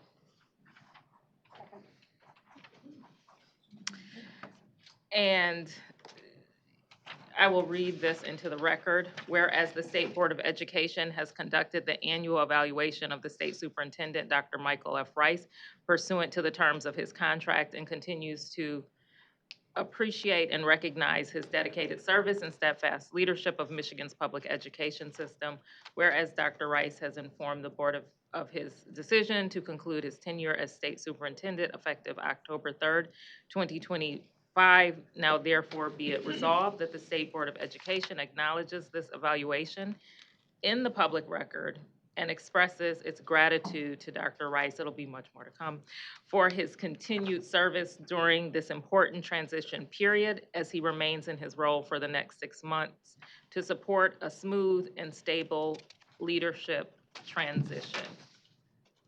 And so it has been moved, it has been seconded. Who seconded? I'm sorry. It was Dr. Pritchett. Yep. And so we'll have discussion. Very good. Thank you. Any discussion related to this and evaluation? Okay, well then I would like to add, we're passing this resolution. We evaluated Dr. Rice, and the majority of his, the scoring for his evaluation was excellent. And we did that because the service has been excellent. And we appreciate, we've talked about the record graduation rates. since we've been recording the graduation rates that they've improved. We talked about CTE completers and the improvements there. We've talked about improvements in AP. We've talked about record budgets that are digging us out of the hole of decades of underfunding and defunding of our public education system. We've appreciated and we expressed our appreciation for Dr. Rice for these very difficult times that we're in, but being able to remain steadfast and focused on children and appreciating him for doing that. I think that all of us at this table can talk about times when we've not always agreed, but one thing that we do all agree on, or based on what the outcome of the evaluation we agreed on, is that he keeps children front and center. Not all of us. I said all of us. I said all. I said who voted the majority of the excellent and satisfied for yes. So we have put forward this evaluation. What I will say too is I appreciate that Dr. Rice has announced that he is going to be retiring. I don't really appreciate that he's announced that he's retiring, but that he has done it and has agreed to stay here for 6 months as we go through this transition period. And with all that has come over these 6 years, I don't know. I know in my tenure, I've not seen anyone have to face what Dr. Rice has had to face and what has come at him in those 6 years continuously. And his family definitely deserves to see him. I won't even say see him more, I'll say see him. And he deserves to have time with his family. As I mentioned, my dad's 83rd birthday is today, so I definitely can relate to wanting to spend time with family. And it's good when your family wants to see you. So having said all of that, I will pause there. There were no other discussion points, so you change of mind, Tiffany. Yes, I wanted to add, and I'm glad we don't always agree, because we would then suffer from groupthink. So it's very important to be able to say, hey, this is wrong, or this is not the right direction, or this could be better, or like she stated earlier, there's other opportunities to be better. That is extremely important. But also I wanted to say that I wanted to acknowledge additional changes. I think that whoever is in that seat is going to bring some of their personality with them. So I appreciate his love for culture and the diversity that he has brought with that to the state when it comes to, especially to reading. And also the diversity to this department. This is the most diverse the department has been, and even though he's not responsible for it, the table has been. So I think that is reflective of his personality and his mindset. I think it's important to hear and have different voices at the table. Thank you. Yep. And so Dr. Pritchett and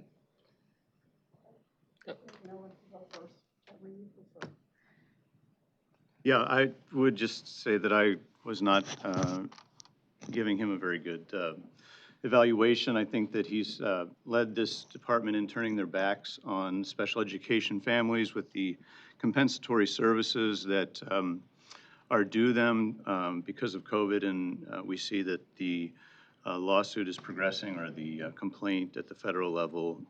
Again, it's unheard of, unprecedented, that all the other states have come to resolution on that matter, and he's made sure that those kids did not get the compensatory services that they should be receiving. The continual defending of lying to parents at the local level, that with regards to the transgender agenda, and not telling parents that their kids are being called a different name, using different pronouns, going to different bathrooms. It's unconscionable that he would defend that. And then the attacks on homeschooling and parents' rights to decide what's best for their children and to keep the state out, especially since he's a public education. The parents should be able to educate their children that they see best, and the continued assault on them. So those are just three of many others, but I certainly would prefer that he leave before October. Thank you. Dr. Pritchett? Thank you.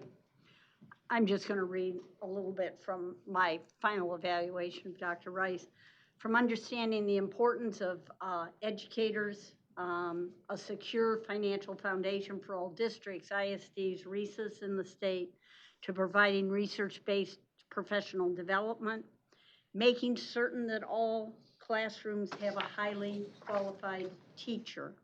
These are all things that I think of when I think of Dr. Rice and his commitment to the students here in Michigan. He's committed to all of that and much, much more that's already been talked about. In every decision, though, he continually circles back to students, their changing relevant needs, because students' needs change all the time, depending. And he challenges us, which is okay, because that's part of his job, to focus on the importance of public schools and the difference that all of us can make in children's lives. So for that, I appreciate that. Thank you. Thank you, Dr. Pritchett. Are we ready for the vote?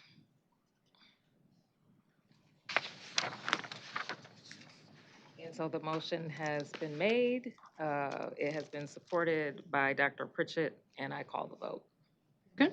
Bullock? Yes. Lipton? Yes. McMillan? No. Pritchett? Yes. Pugh? Yes. Robinson? Yes. And Tilly? Yes. Motion carries. Thank you, Board. No hanging chads. Next item on today's agenda is the state and federal legislative update. We will now hear from Mr. Bob Wheaton, Director of the Office of Governmental Affairs, and Ms. Olivia Ponte, Legislative Liaison in the Office of Public and Governmental Affairs, who will provide the state and federal legislative update. Mr. Wheaton, Ms. Ponte, good afternoon. Good afternoon, board members, and without further ado, I'll turn it over to Olivia Ponte to give the legislative report. Thank you. Good afternoon, everyone. So it's definitely been busy in the legislature, but not over these past few weeks. As you might have seen, the House has been on spring break for this current week and the last, and the Senate was on spring break the last and the previous. And this week, with that odd sort of lack of overlap, I should say, the Senate decided to have no attendance and no voting. So a nice 3-week break of legislative activity is going on right now. We do expect the House to return next week, and we expect the committee to take a vote on the bills that they had heard right before spring break. This was a package of bills regarding school safety. The previous bills that the House had taken up, the House Education and Workforce Committee had taken up, were reported to the floor and still await a floor vote. And the very first batch of House bills that the House Education Committee took up were passed out of the House, and they are now kind of queued up for the Senate.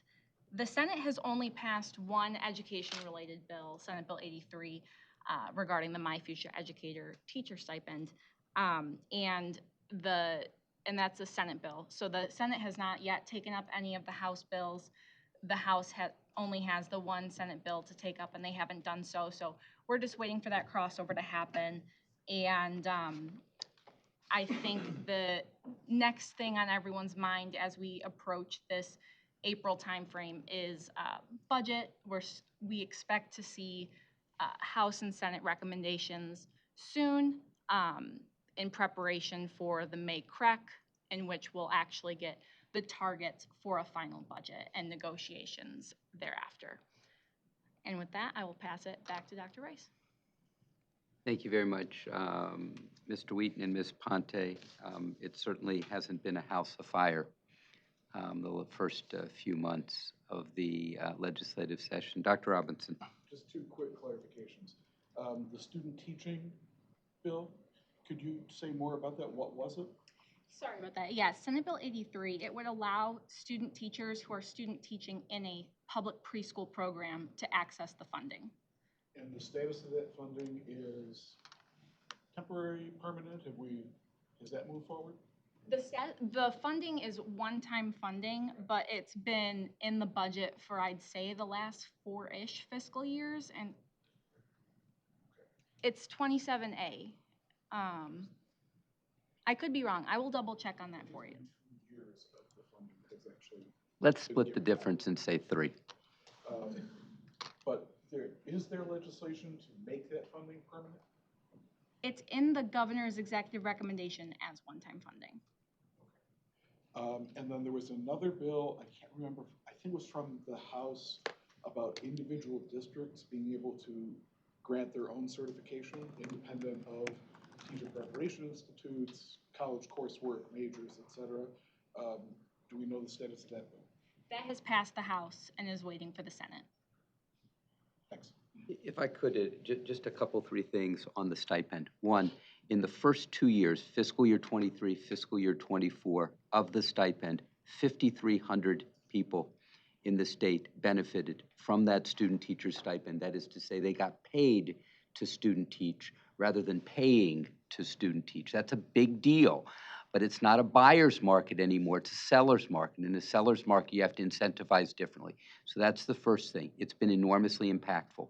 The inclusion of it in the governor's executive budget recommendation is a big deal. It's an acknowledgement of its importance. It's an acknowledgement of the governor's support of this. The governor has supported this very significantly over the last 3 years. We appreciate that support, among other supports around teacher shortage rectification. So we appreciate that, and we know that you are a huge proponent of this because you work with student teachers and you understand the game-changing nature of this. The bill in question, to which you referred, is a bill that would expand that to preschool teachers. Yeah, and so we are supportive of that. We hope to have enough teachers at some point, elementary school teachers, that there isn't this tug for principals and superintendents around, well, do I fund the preschool teacher or the kindergarten? You know, do I put the teacher in the pre-K slot or the kindergarten slot? The latter is going to win every day and twice on Sundays because you got to provide the latter experience. You don't have to provide the former experience. We'd like to get to a point we have to provide both experiences. Whether parents choose to avail themselves of the preschool experience is their decision, but we'd like to be able to offer it. Yeah, thank you. Other questions? Comments? Concerns? It's baseball season. All you're going to do is lob the ball at Ms. Ponte? Okay. All right. Very good. Thank you very much. We appreciate you. Thank you. All right, Board, we are going to go through a series of resolutions, and we're going to do it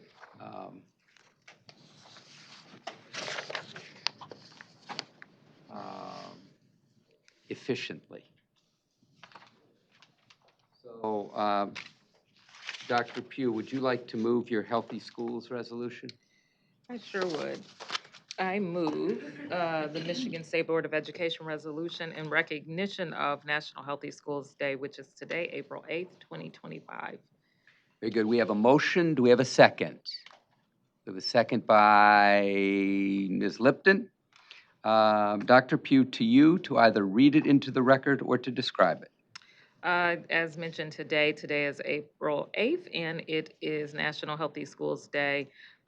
Since 2002, National Healthy Schools Day has brought together parents, teachers, schools, nurses, custodians, advocates, and agencies to promote safe, healthy learning environments through local actions and national awareness. And I just will go down to the therefore be it resolved that the Michigan State Board of Education does hereby recognize April 8th, 2025 as National Healthy Schools Day in Michigan and encourages school districts, educators, policymakers, and advocates to continue working together to ensure that every Michigan student learns in a clean, safe, and healthy environment. And we heard a couple of presentations and discussions today that uh, uh, substantiates or backs this recognition up. Okay. Um, uh, Thank you very much, Dr. Pugh. Mr.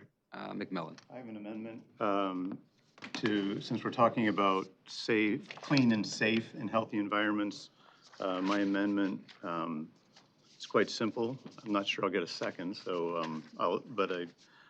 my amendment would be at the end of the resolution, remove the period and add quote, comma, including, and we're talking about to ensure that every Michigan student learns in a clean, safe, and healthy environment, and then now I would say comma, including ensuring that biological boys are not allowed in girls' bathrooms, locker rooms, and that boys do not play in girls' sports, as these are important ways to ensure safety for all students.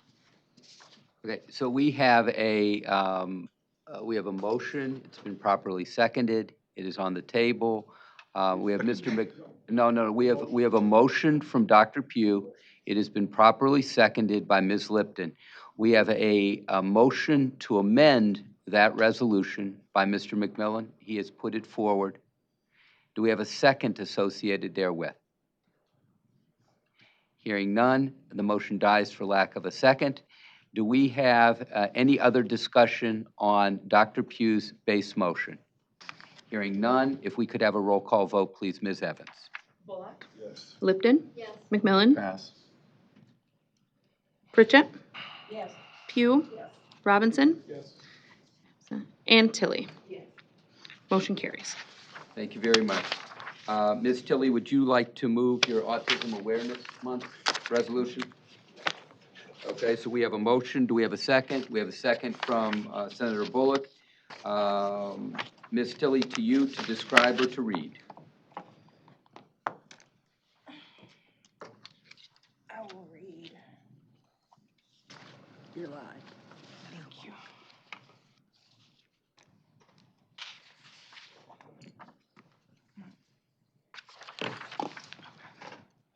Michigan State Board of Education resolution recognizing April as Autism Awareness Month. Whereas autism spectrum disorder is a complex neurodevelopmental condition that affects communication, social interaction, and behavior with manifestations that vary widely among individuals. And whereas the CDC estimates that approximately 1 in 36 children in the United States is diagnosed with autism, emphasizing the significant presence of ASD in our communities, including thousands of Michiganders across all age groups. And whereas research and clinical practice demonstrate that early diagnosis, individualized education plans, IEPs, and intervention services, including speech, occupational, and behavioral therapies, can substantially improve long-term outcomes for individuals with autism. And whereas Michigan has a long-standing commitment to ensuring high-quality and equitable education for every student, which necessitates the continual development and implementation of inclusive strategies and professional development opportunities for educators. And whereas numerous studies have shown that when educators receive specialized training on autism spectrum disorder and related learning differences, students with autism experience more supportive classroom environments, enhanced academic engagement, and improved social integration. And whereas Autism Awareness Month, recognized nationally every April, serves as a critical platform to promote greater understanding, acceptance, and advocacy for individuals with autism, as well as to highlight the importance of collaborative efforts among educators, families, and community partners. And whereas the Michigan State Board of Education recognizes that building an inclusive society involves not only advocating for improved educational practices, but also addressing broader community needs, such as accessible healthcare, employment opportunities, and social services for individuals with autism and their families. And whereas ongoing initiatives at the state and local levels have demonstrated the positive impact of community-based programs that foster awareness, provide resources, and facilitate partnerships between schools and local organizations, thereby strengthening support systems for the autism community. And whereas there is a continued need for targeted funding, legislative support, and resource allocation to expand services, improve diagnostic processes, and enhance training for educators and service providers working with individuals on the autism spectrum. Now therefore be it resolved that the Michigan State Board of Education hereby formally recognizes April 2025 as Autism Awareness Month in the state of Michigan, and be it further resolved that the Michigan State Board of Education encourages school districts, educational institutions, and community organizations to implement comprehensive autism awareness programs, including public service announcements, workshops, and community events. Reaffirms its commitment to supporting the professional development of educators through specialized training programs and resources that focus on best practices in teaching and supporting students with autism. Calls upon state legislators and policymakers to prioritize funding and legislation that expands early intervention services, enhances diagnostic accuracy, and ensures equitable access to education and related services for individuals with autism. Invites parents, caregivers, and advocacy groups to collaborate with educators and policymakers in the creation and evaluation of programs and policies aimed at fostering a more inclusive learning environment for all students. God bless you. Encourages further research and data collection on autism prevalence, educational outcomes, and the effectiveness of intervention strategies to inform evidence-based policy decisions. Be it finally resolved that the Michigan State Board of Education calls on all citizens, educational professionals, and community partners to work collaboratively toward creating an environment where individuals with autism are understood, supported, and given every opportunity to thrive academically, socially, and personally. We have a motion from Ms. Tilley. Thank you. We have a second from Senator Bullock. It's been read into the record. Any questions or comments? Any discussion associated therewith? Yeah. Please. I was going to make this at the end of the comments by board members, but I think it fits here. The person that spoke on during public comment regarding, she was under the auspices of the Autism Alliance, was talking about alternative assessments that I guess people with kids with autism get, and I'm not asking questions, just wanted to make a comment that if she indicated that they can't graduate, that it is an impediment to graduation, these alternative assessments, and that they're being used too much. So I don't know a lot about it. It's the first time I actually heard about this issue, but it kind of fits in here. If that is an issue and it particularly involves kids with autism, I really hope that it can be brought to the forefront and dealt with. So, thank you. Okay, thank you. Anything more for the good of the group? Once, twice, thrice. Hearing none, if we could have a roll call vote, please, Ms. Evans. Bullock? Yes. Lipton? Yes. McMillan? Yes. Pritchett? Yes. Pugh? Yes. Robinson? Yes. And Tilley. Yes. Motion carries. Very good. Board, we are at our third of five. I'd like to address the superintendent search. Dr. Pugh, you have a motion, I believe, for the board. I do. It is a resolution on the superintendent search, and I'll read the first page. With gratitude for an acknowledgement of the continuing hard work, dedication, and stellar service of Superintendent Dr. Michael F. Rice, the State Board of Education hereby commences the search for Michigan's next superintendent of public instruction. And so I better move this into, to this resolution first, because I don't think it's been seconded. So we have a motion, we have a second from Ms. Lipton, and we are back to you, Dr. Pugh, to describe or to read. Yeah, so I think the first page, the search process begins immediately with goals of identifying and contractually engaging the next superintendent in the fall of 2025. The search committee shall consist of the State Board of Education. The search process will include opportunities for stakeholder input regarding the desired qualifications, skills, and experiences of Michigan's next superintendent. The State Board of Education will use the attached search process as a guide, adapting and modifying it as necessary through board discussion to ensure a transparent, inclusive, and effective process that attracts and secures a highly qualified and visionary leader to serve the children of Michigan. So what is outlined here is our task that we will execute as we have in the past, at least the past 2 superintendents that have been hired. And the steps include approving this search process today. And so it has been moved and seconded, and I'll stop there. I'll pause there. We have a motion, we have a second. It's been described in pretty substantial detail. Board members, any questions or comments? Hearing and seeing none, if we could have a roll call vote, please. Yes. Lipton? Yes. McMillan? Yes. Pritchett? Yes. Pugh? Yes. Robinson? Yes. And Tilly? Yes. Motion carries.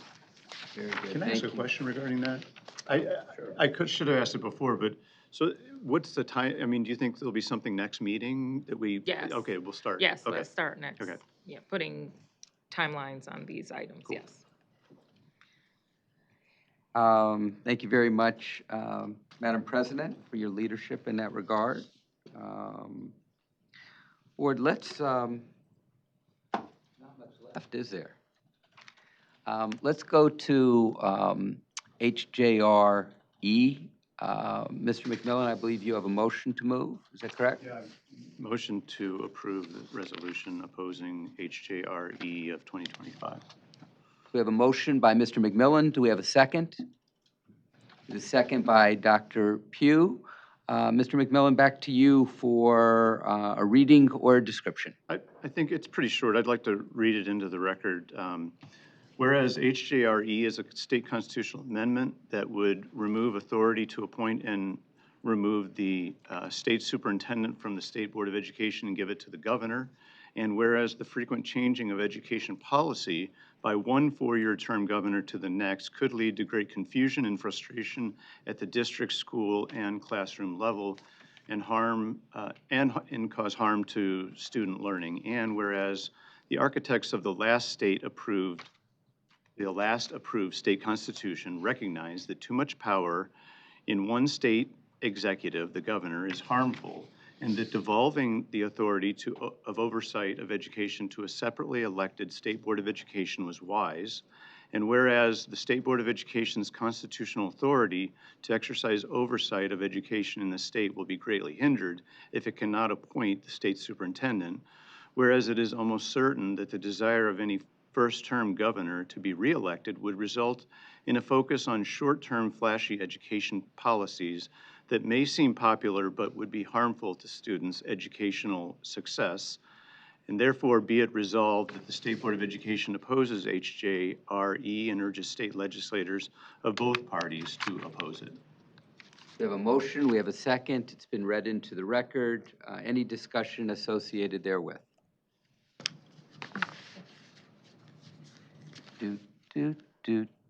Little Jeopardy music. Well, I mean, I can just Please. clarify. I mean, like I mentioned earlier, Bless you. you know, it's on the House floor, so I think it is something that is, you know, is timely to be dealt with. They've been, you know, the legislature has been trying to do this. I wasn't able to go to the hearing. I did watch it. The video of it, but I've gone to Lansing over the last 8 years and testified several times opposing something similar to these types of things. And so I crafted this because I know there's multiple arguments. My particular one is just, in my view, concentration of power is just not a very wise thing. I think it should be devolved. And as I've said numerous times, I'm really fight for local control, but I certainly don't think that consolidating power, which is what this would do, would be wise at all. But there's, and then also what it would do to education policy jumping back and forth based on public, based on, like I said, flashy, flashy education policies of the time. And, we've seen a lot of those come and go. And I just think that it's best to remain here with the state board. Thank you. Thank you, Mr. McMillan. Other reflections?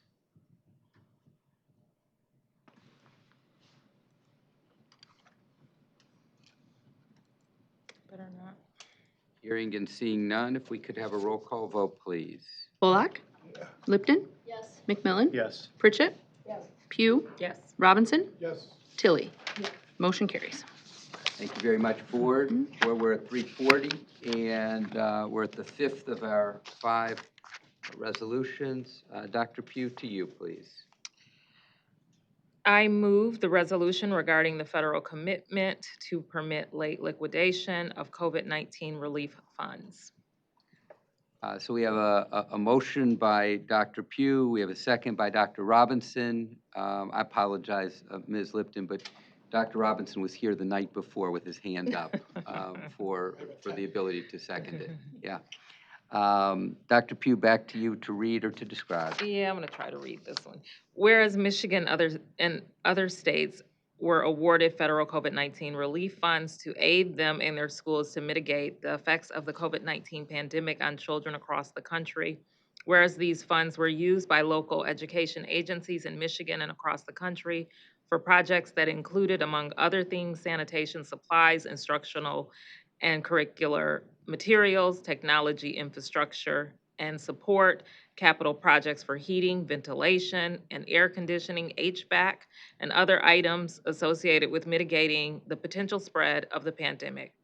Whereas recognizing that some mitigation projects may take additional time, the U.S. Department of Education in May 2023 opened the liquidation extension request process for the coronavirus response and relief supplemental appropriation funds and did the same in January 2024 for American Rescue Plan funds.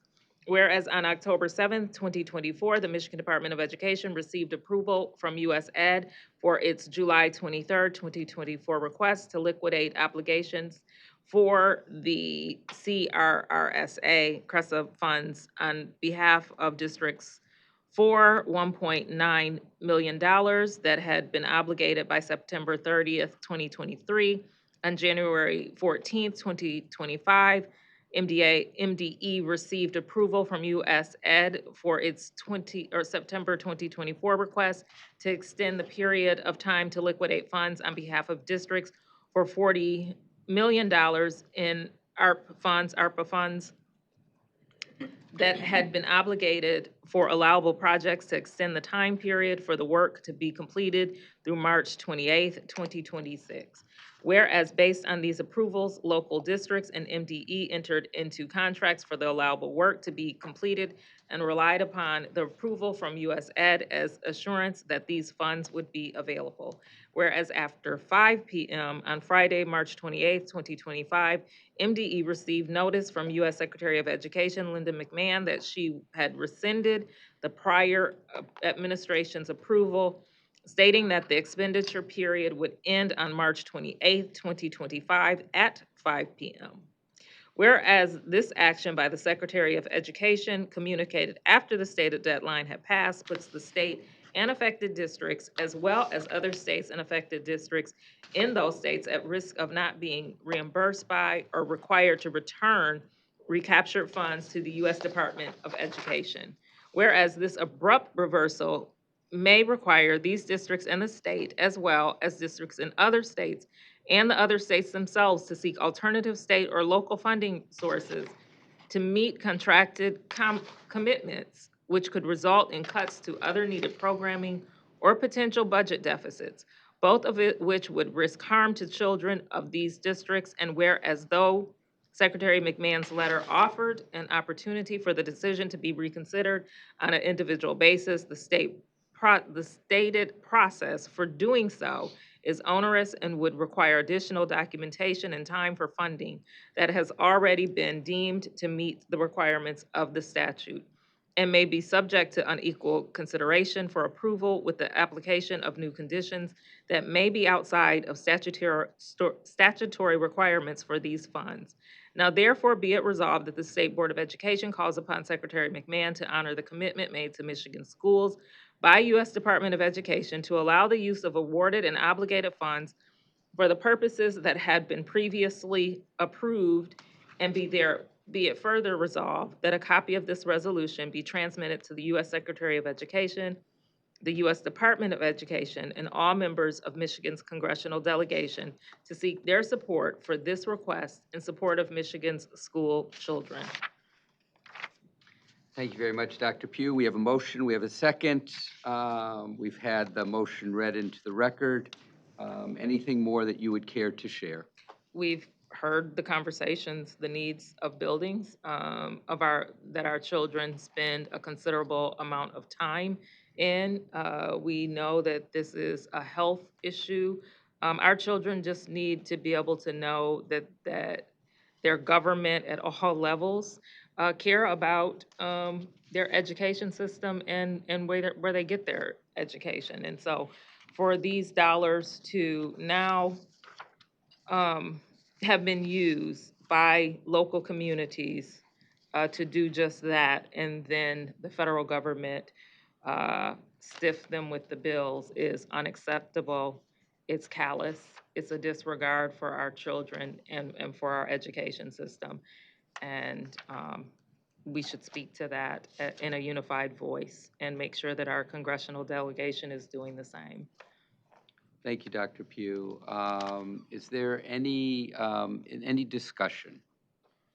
Any discussion associated with this resolution? Well, yeah, Please. I would just say that some of the hyperbole that's going on in the media by Democrats on this, I mean, they are claiming that, you know, kids aren't going to be able to breathe. I mean, if it was that serious, they could have found the money. They, one district that is having 7 million removed, they spent 31 million on capital outlays in 23-24. I had asked, you know, what were all the projects that have been spent, that they spent all this money that they got during the COVID era. What did they deem more important than the projects that they have now that they're claiming there were commitments for?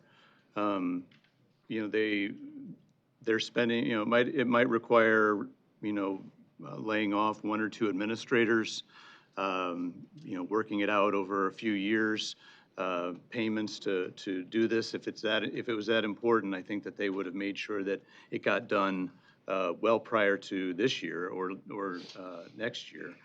And so, and some of this is just a matter, I mean, these commitments, apparently, the Biden administration didn't have the authority to make these commitments. So I don't know if they really were commitments.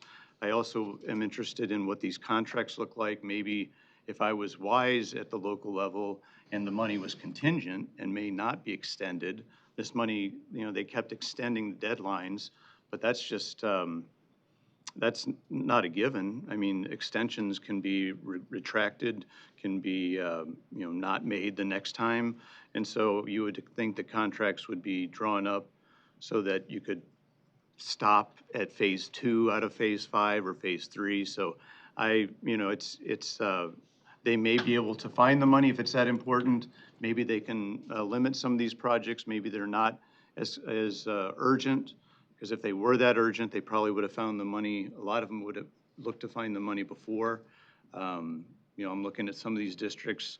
They're, you know, $3 million is the project that they were looking at. They have a $122 million budget.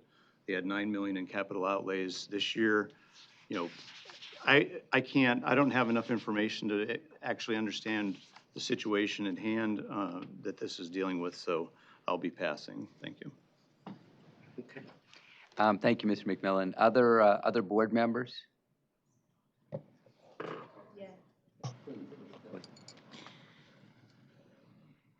I'm really disappointed in that comment. that whole comment? I'm really disappointed. And, you know, you're a CPA. As an MBA, I took a lot of time in the beginning of my tenure to learn about school finance and what's going on in the districts and the issues with funding for infrastructure.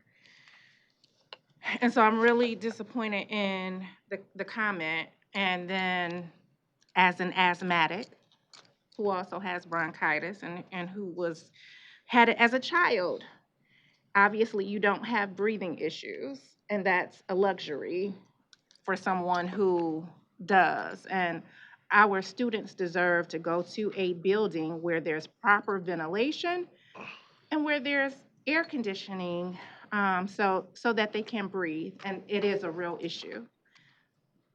And as someone who struggles with that, I literally, even in the wintertime, have a fan on so that I can breathe, so that the air is circulating properly. And I know people who have died from asthma. So this is a very serious issue. Thank you. Thank you very much, Ms. Tilley. Other board members? Anything else? Okay. Well, I mean, I'll reply. Choose If you'd like, sure. Yeah. Please. I mean, I certainly understand that people that, you know, that there may be some districts that need this funding. I don't know why they have to rely on the federal government. They could rely on the state government. They could rely on, you know, if it was a priority, they could find the money. Like I said, laying off one or two administrators would probably help finance or make it happen. So I don't doubt that if it is urgent, it can be done. And again, I still am wondering why we send our own money to Washington only for them to carve a portion of it off and send some of it back. It doesn't make sense to me. We should be, you know, if there's issues, we shouldn't be begging the federal government. We should be, you know, taking care either at the local level, finding the money. We give a ton of money as it is now. So you know, and like I said, there's $200 million in corporate welfare that's going out this year, or over that. If this is that important, why don't we stop giving it to these corporations and handle some of these projects then? So thank you very much, Mr. McMillan. Is that a hand or? Mhm. It is a Okay. hand. And I just want Dr. to bring us back center, because we're talking about dollars that was promised, dollars that were obligated, that were spent, contracts that were made, and now the federal government is coming and snatching those dollars. And that is leaving our districts and our state in the lurch. So whatever we may think of where they should go get the dollars, they were told that they had the dollars, use the dollars for these allowable purposes, and that's just what these districts did. And again, the callousness, the cruelty, the disregard for children, or contracts or promises, agreements, all of the above is what we're talking about right now. Not where the money should be coming from, but where these school districts and the state were told dollars were coming from, and then there was a reneging. And that's a picture of character that I just don't understand, so. Well, they didn't have the authority to make those commitments, so apparently, or else there wouldn't be, you wouldn't be able to remove it. So they just didn't have that. It's not the first time that this administration has done Call for the things vote. that. Thank you. So the chair is not going to hear the call for a vote just yet, but I appreciate that. Thank you, Dr. Pugh. Let's, since we're interested in getting facts out on the table, let's just talk about what we're talking about. Okay, so here are the 12 districts whose ARP funding would be pulled back. And when you reflect upon this, it's not a large percentage of their total pandemic relief package. It's true. But it was promised to them. They budgeted based on it. Right, exactly. He just happened to have it. They determined what they were going to do with their pandemic relief funds based on these dollars. The first pandemic relief package was passed under the first President Trump. And the second two were passed under President Biden. These dollars have been designated for years by districts. Many of them sought in at the back end of the pandemic to use these funds to create more healthy environments for schools so that enduringly children would be better off. Enduringly, not simply in the pandemic with disinfectant or sanitizer or a mask but enduringly with HVAC systems which have more frequent returns of air so that the environment is a better environment. Climate is controlled, children are more comfortable, they're more likely to come to school, they're more likely to stay in school, they're more likely to be comfortable in school, they're more likely to concentrate in school, and. They were looking to build a better future with these dollars. This was not impermissible. This was a part of federal statute. This is not my opinion. It's in federal law. Look it up. The commitments that were made by districts back in 21 and 22 to have a boiler or an HVAC system installed. They would have loved to have them installed earlier, but for the fact that there were people power issues and there were materials issues. They would have liked to have had these, Dr. Golzinski, earlier, but they couldn't have them earlier because there was no there, or there wasn't sufficient there to make it happen.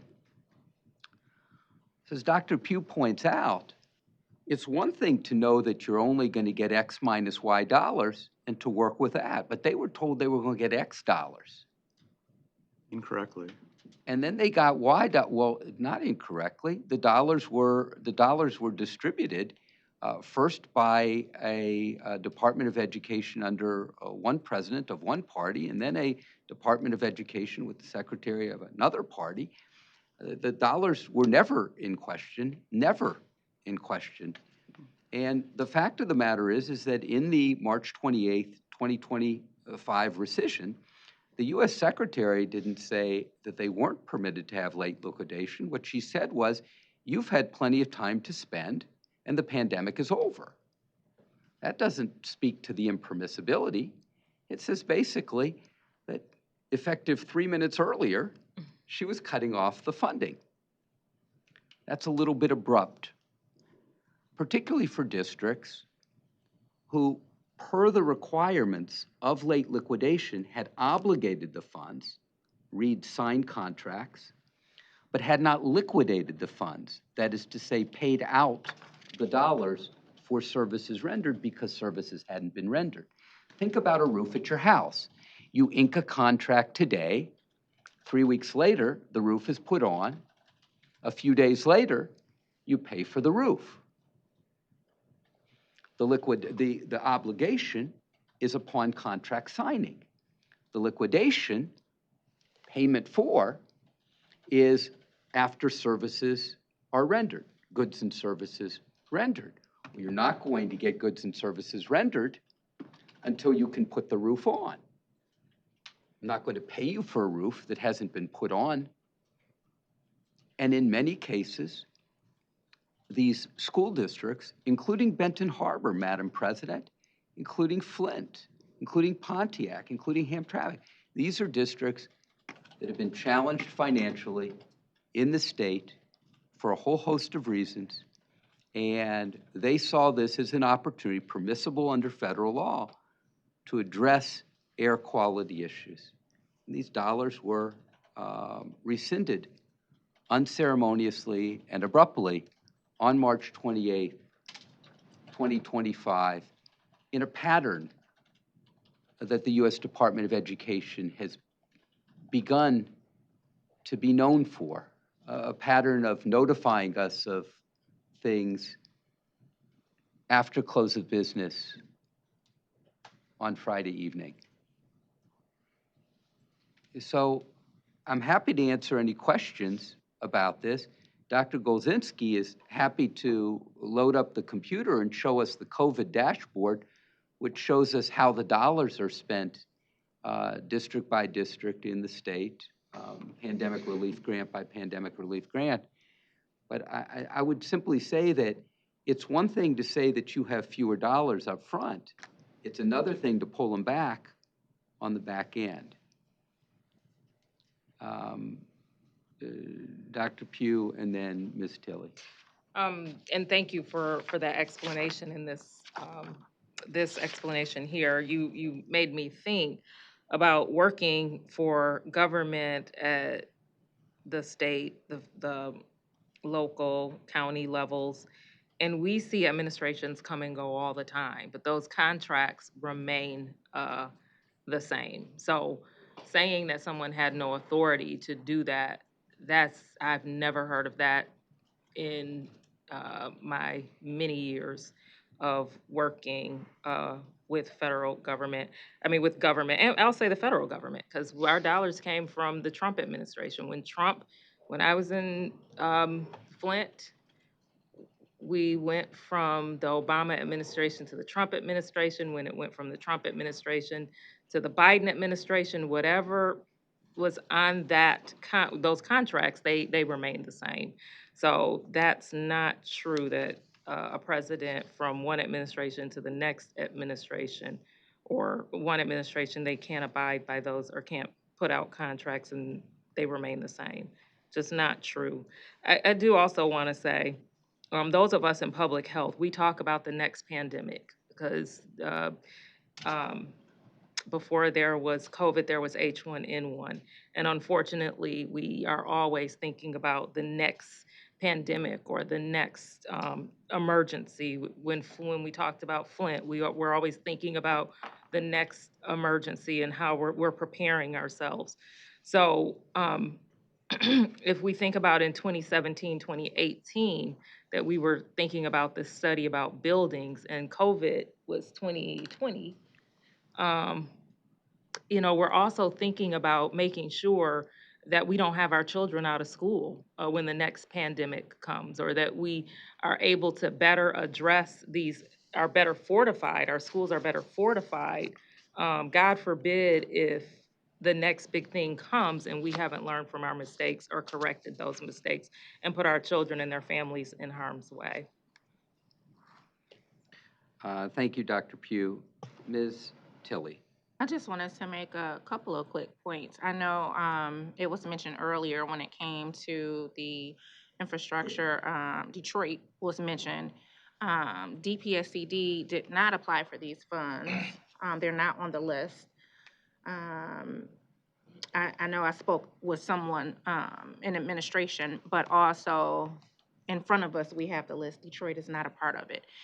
Two, these funds are not in perpetuity. They are one-time, it's a one-time source that was given by the federal government, an option given by the federal government during COVID. So this is not a repeat funding source. Schools will still need to make provisions in the future when it comes to this funding, this needed funding. So thank you. Thank you, Ms. Tilley. And Senator Bullock, to you. To tap into that, so back to that Detroit comment, it was 100 million doing the emergency manager in 2016, while we were under 20 years of emergency management in Detroit, and they spent the money the way they saw fit. Sure.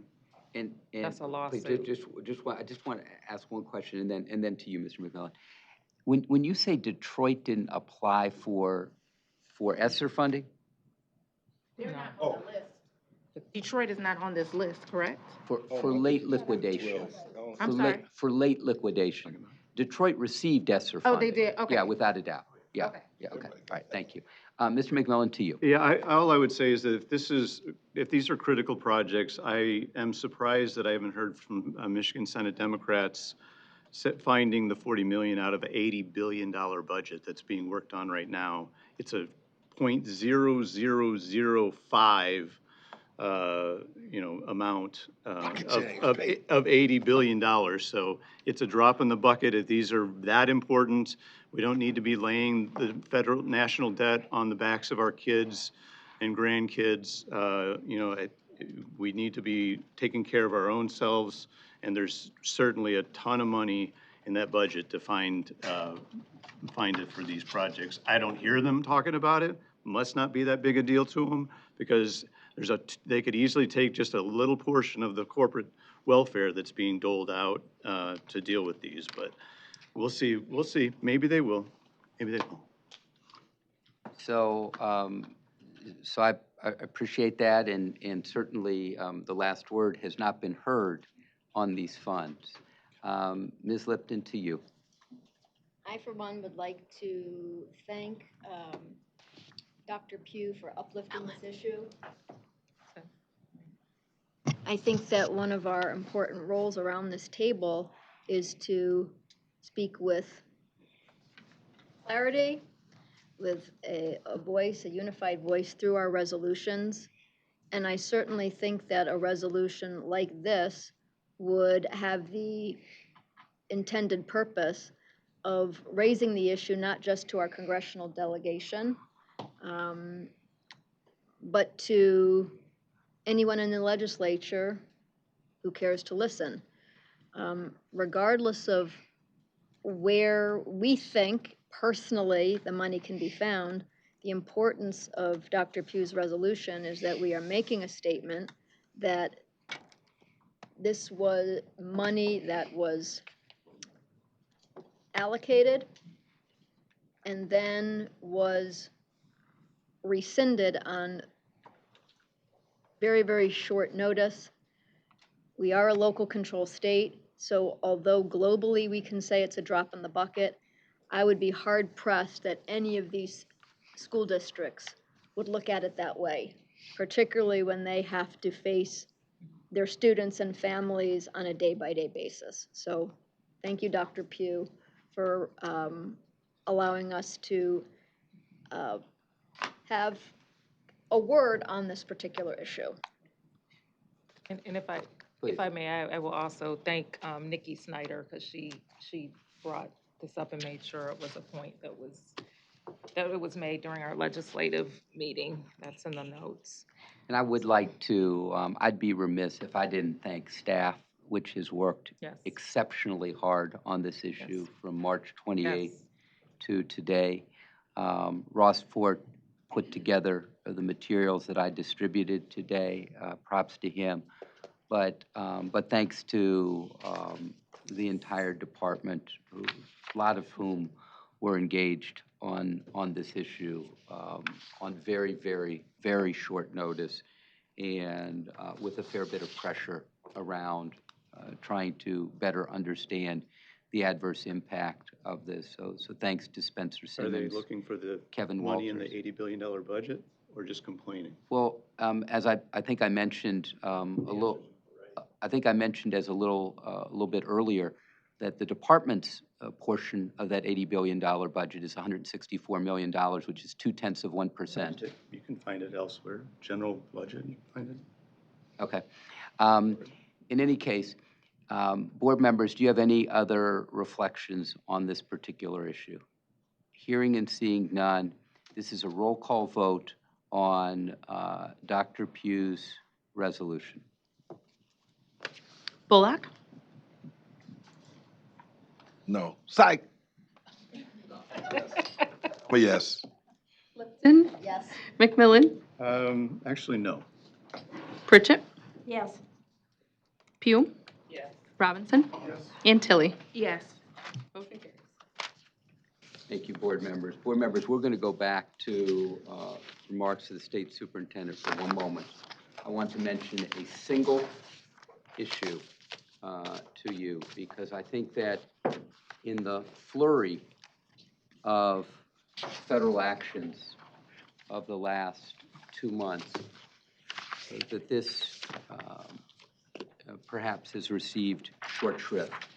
On Friday, April 4th, that is to say last Friday, Michigan Attorney General Dana Nessel joined a coalition of 20 other attorneys general in suing the current federal administration to stop the dismantling of 3 federal agencies that provide services and funding supporting public libraries and museums, workers, and minority-owned businesses nationwide. The executive order and reduction of Institute of Museum and Library Services staff will lead to considerable harm to the Library of Michigan, as well as other libraries across the state. And if I could, the IMLS, again, the Institute of Museum and Library Services invests $180 million nationally in libraries. Libraries operate on shoestrings. They operate in many ways like a number of our local schools. Not all, but a number of our local schools operate on shoestrings. And so too many of our libraries. $180 million nationally goes a long way to support libraries in all states, red, purple, and blue. Michigan received $4.788 million last year for its libraries and expected to receive $4.775 million this year.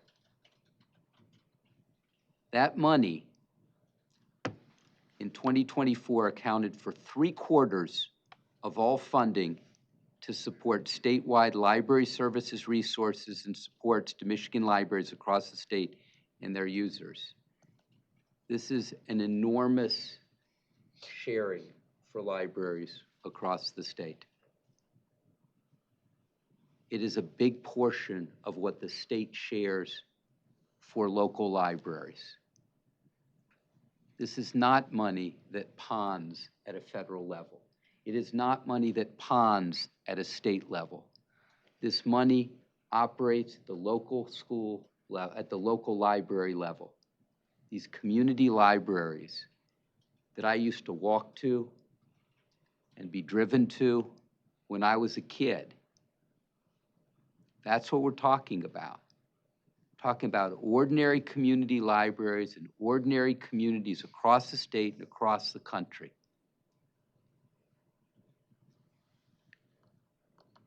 We're part of a lawsuit. State Librarian Randy Riley put in a declaration as part of that lawsuit. I might add,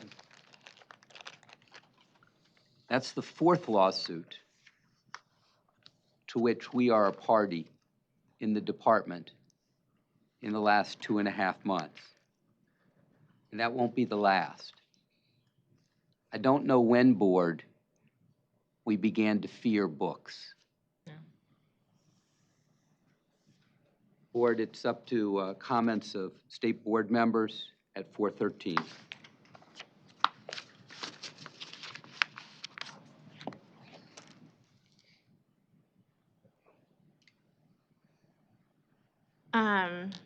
I have a few things. One,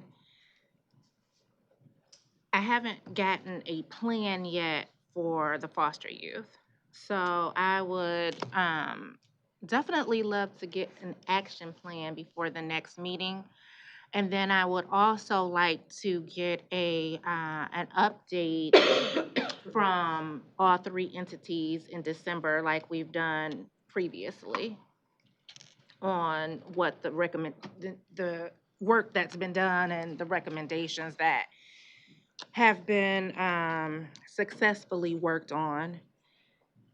And then wanted to give a special shout out to a couple of people. One, last month for March's Reading Month, I had the pleasure of going to Miss Stephanie Mickens' class at A.L. Holmes Academy of Blended Learning in Detroit. She's a second grade teacher. The class was phenomenal. I had such a great time with them. And I asked each one of them, what do they want to be when they grow up? I let them know that they can be and do anything that they wanted to. And a lot of them said that they would like to be teachers. So I think we need to do some early recruitment with the second grade class. But I had a student that I could tell he was on the spectrum. And he said he wanted to be king of the world, which was pretty awesome. And I got a chance to speak with her afterwards, and I gave her some tips for him as far as sensory issues and things she could do in the classroom. And that was one of the questions I wanted to ask earlier, but didn't get a chance because we had to end that portion. But I would like to know more about the PD for teachers, because she's not a special ed teacher. You know, a lot of our teachers don't have that expertise. What are we doing to make sure little tips like that with sensory issues are addressed, as well as how can we help to make sure that parents are getting that information too? And then I wanted to give a shout out to Dr. Vertanji Kendricks Bailey and her team, and the Spectrum Talk podcast, which I was on Sunday, and got a chance to talk about autism, and it was great, especially during Autism Awareness Month. And that's all I have. Thank you. Thank you, Ms. Tilley. Any other board members? Any other board members with gas in their tanks? Going once, twice, thrice. We can do a late show. Remember what Ernie Banks said? It's a great day. Let's play two. Okay, hearing and seeing none, board members. Tuesday, May 13th, Tuesday, June 10th are regular board meetings of the State Board of Education, 9:30 a.m., same bat time, same bat channel. Tuesday, May 20th is a work session, and we'll be sharing more information with the board on that in the near future. If there are any topics board members would like to recommend for future meeting agendas, please notify Ms. Evans or me. Board, it is 4:17 Wait, p.m. Nikki was sick, that's why she left. You didn't mention that, did you? I didn't mention it because Nikki didn't share it. Oh, okay, yeah, she was sick, that's why she left. Okay, I'm sorry to Yeah. hear that. Yeah. Okay, I hope she feels better. Yeah. Board members, it is 4:18. Enjoy the gift of time. Thank you.